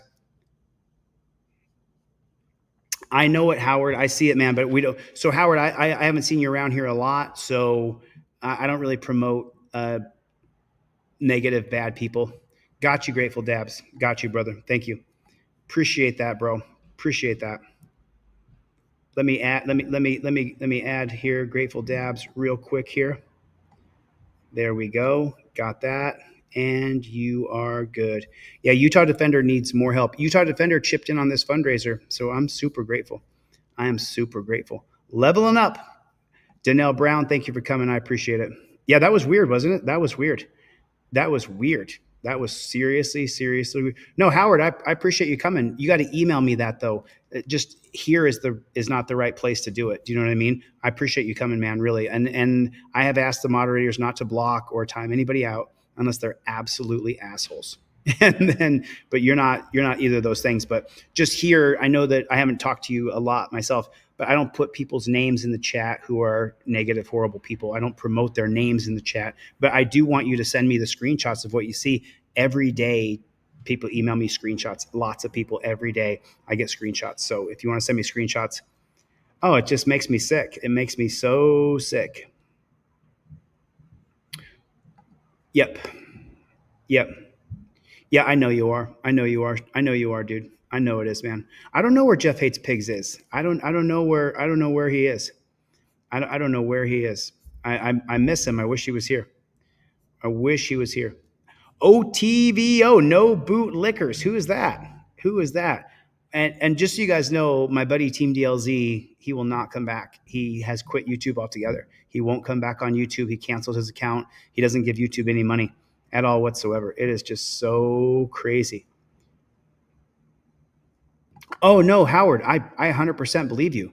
But we just, as you go down the road of life, just take screenshots. Dude, I've been doing this for almost 4 years. I mean, I believe you. I believe you 100%. All right, listen, I am ready for 2025. Coming up December 29th. I can't wait. All right, listen, I love you guys. I appreciate you. Thank you for coming to my TED Talk. Make sure you guys get your trifold. Get your trifold order in now so I can get it to you out before Christmas. So I can get it out before Christmas, all right? Thanks for coming. I'll see you guys in the next one. Later, Gators. You know who we're missing? Mikey B. Greg, we got Greg, and where's Bruce? We're missing Greg. I had Greg B, but where is Bruce? Where is Bruce? Dawn Newman is. Check my community tab, Barlos, and you'll be able to see that Dawn Newman, we've been donating money and putting it on her books every single day. All right, I'm going to get the flock out of here. Thanks for coming. Later, Gators.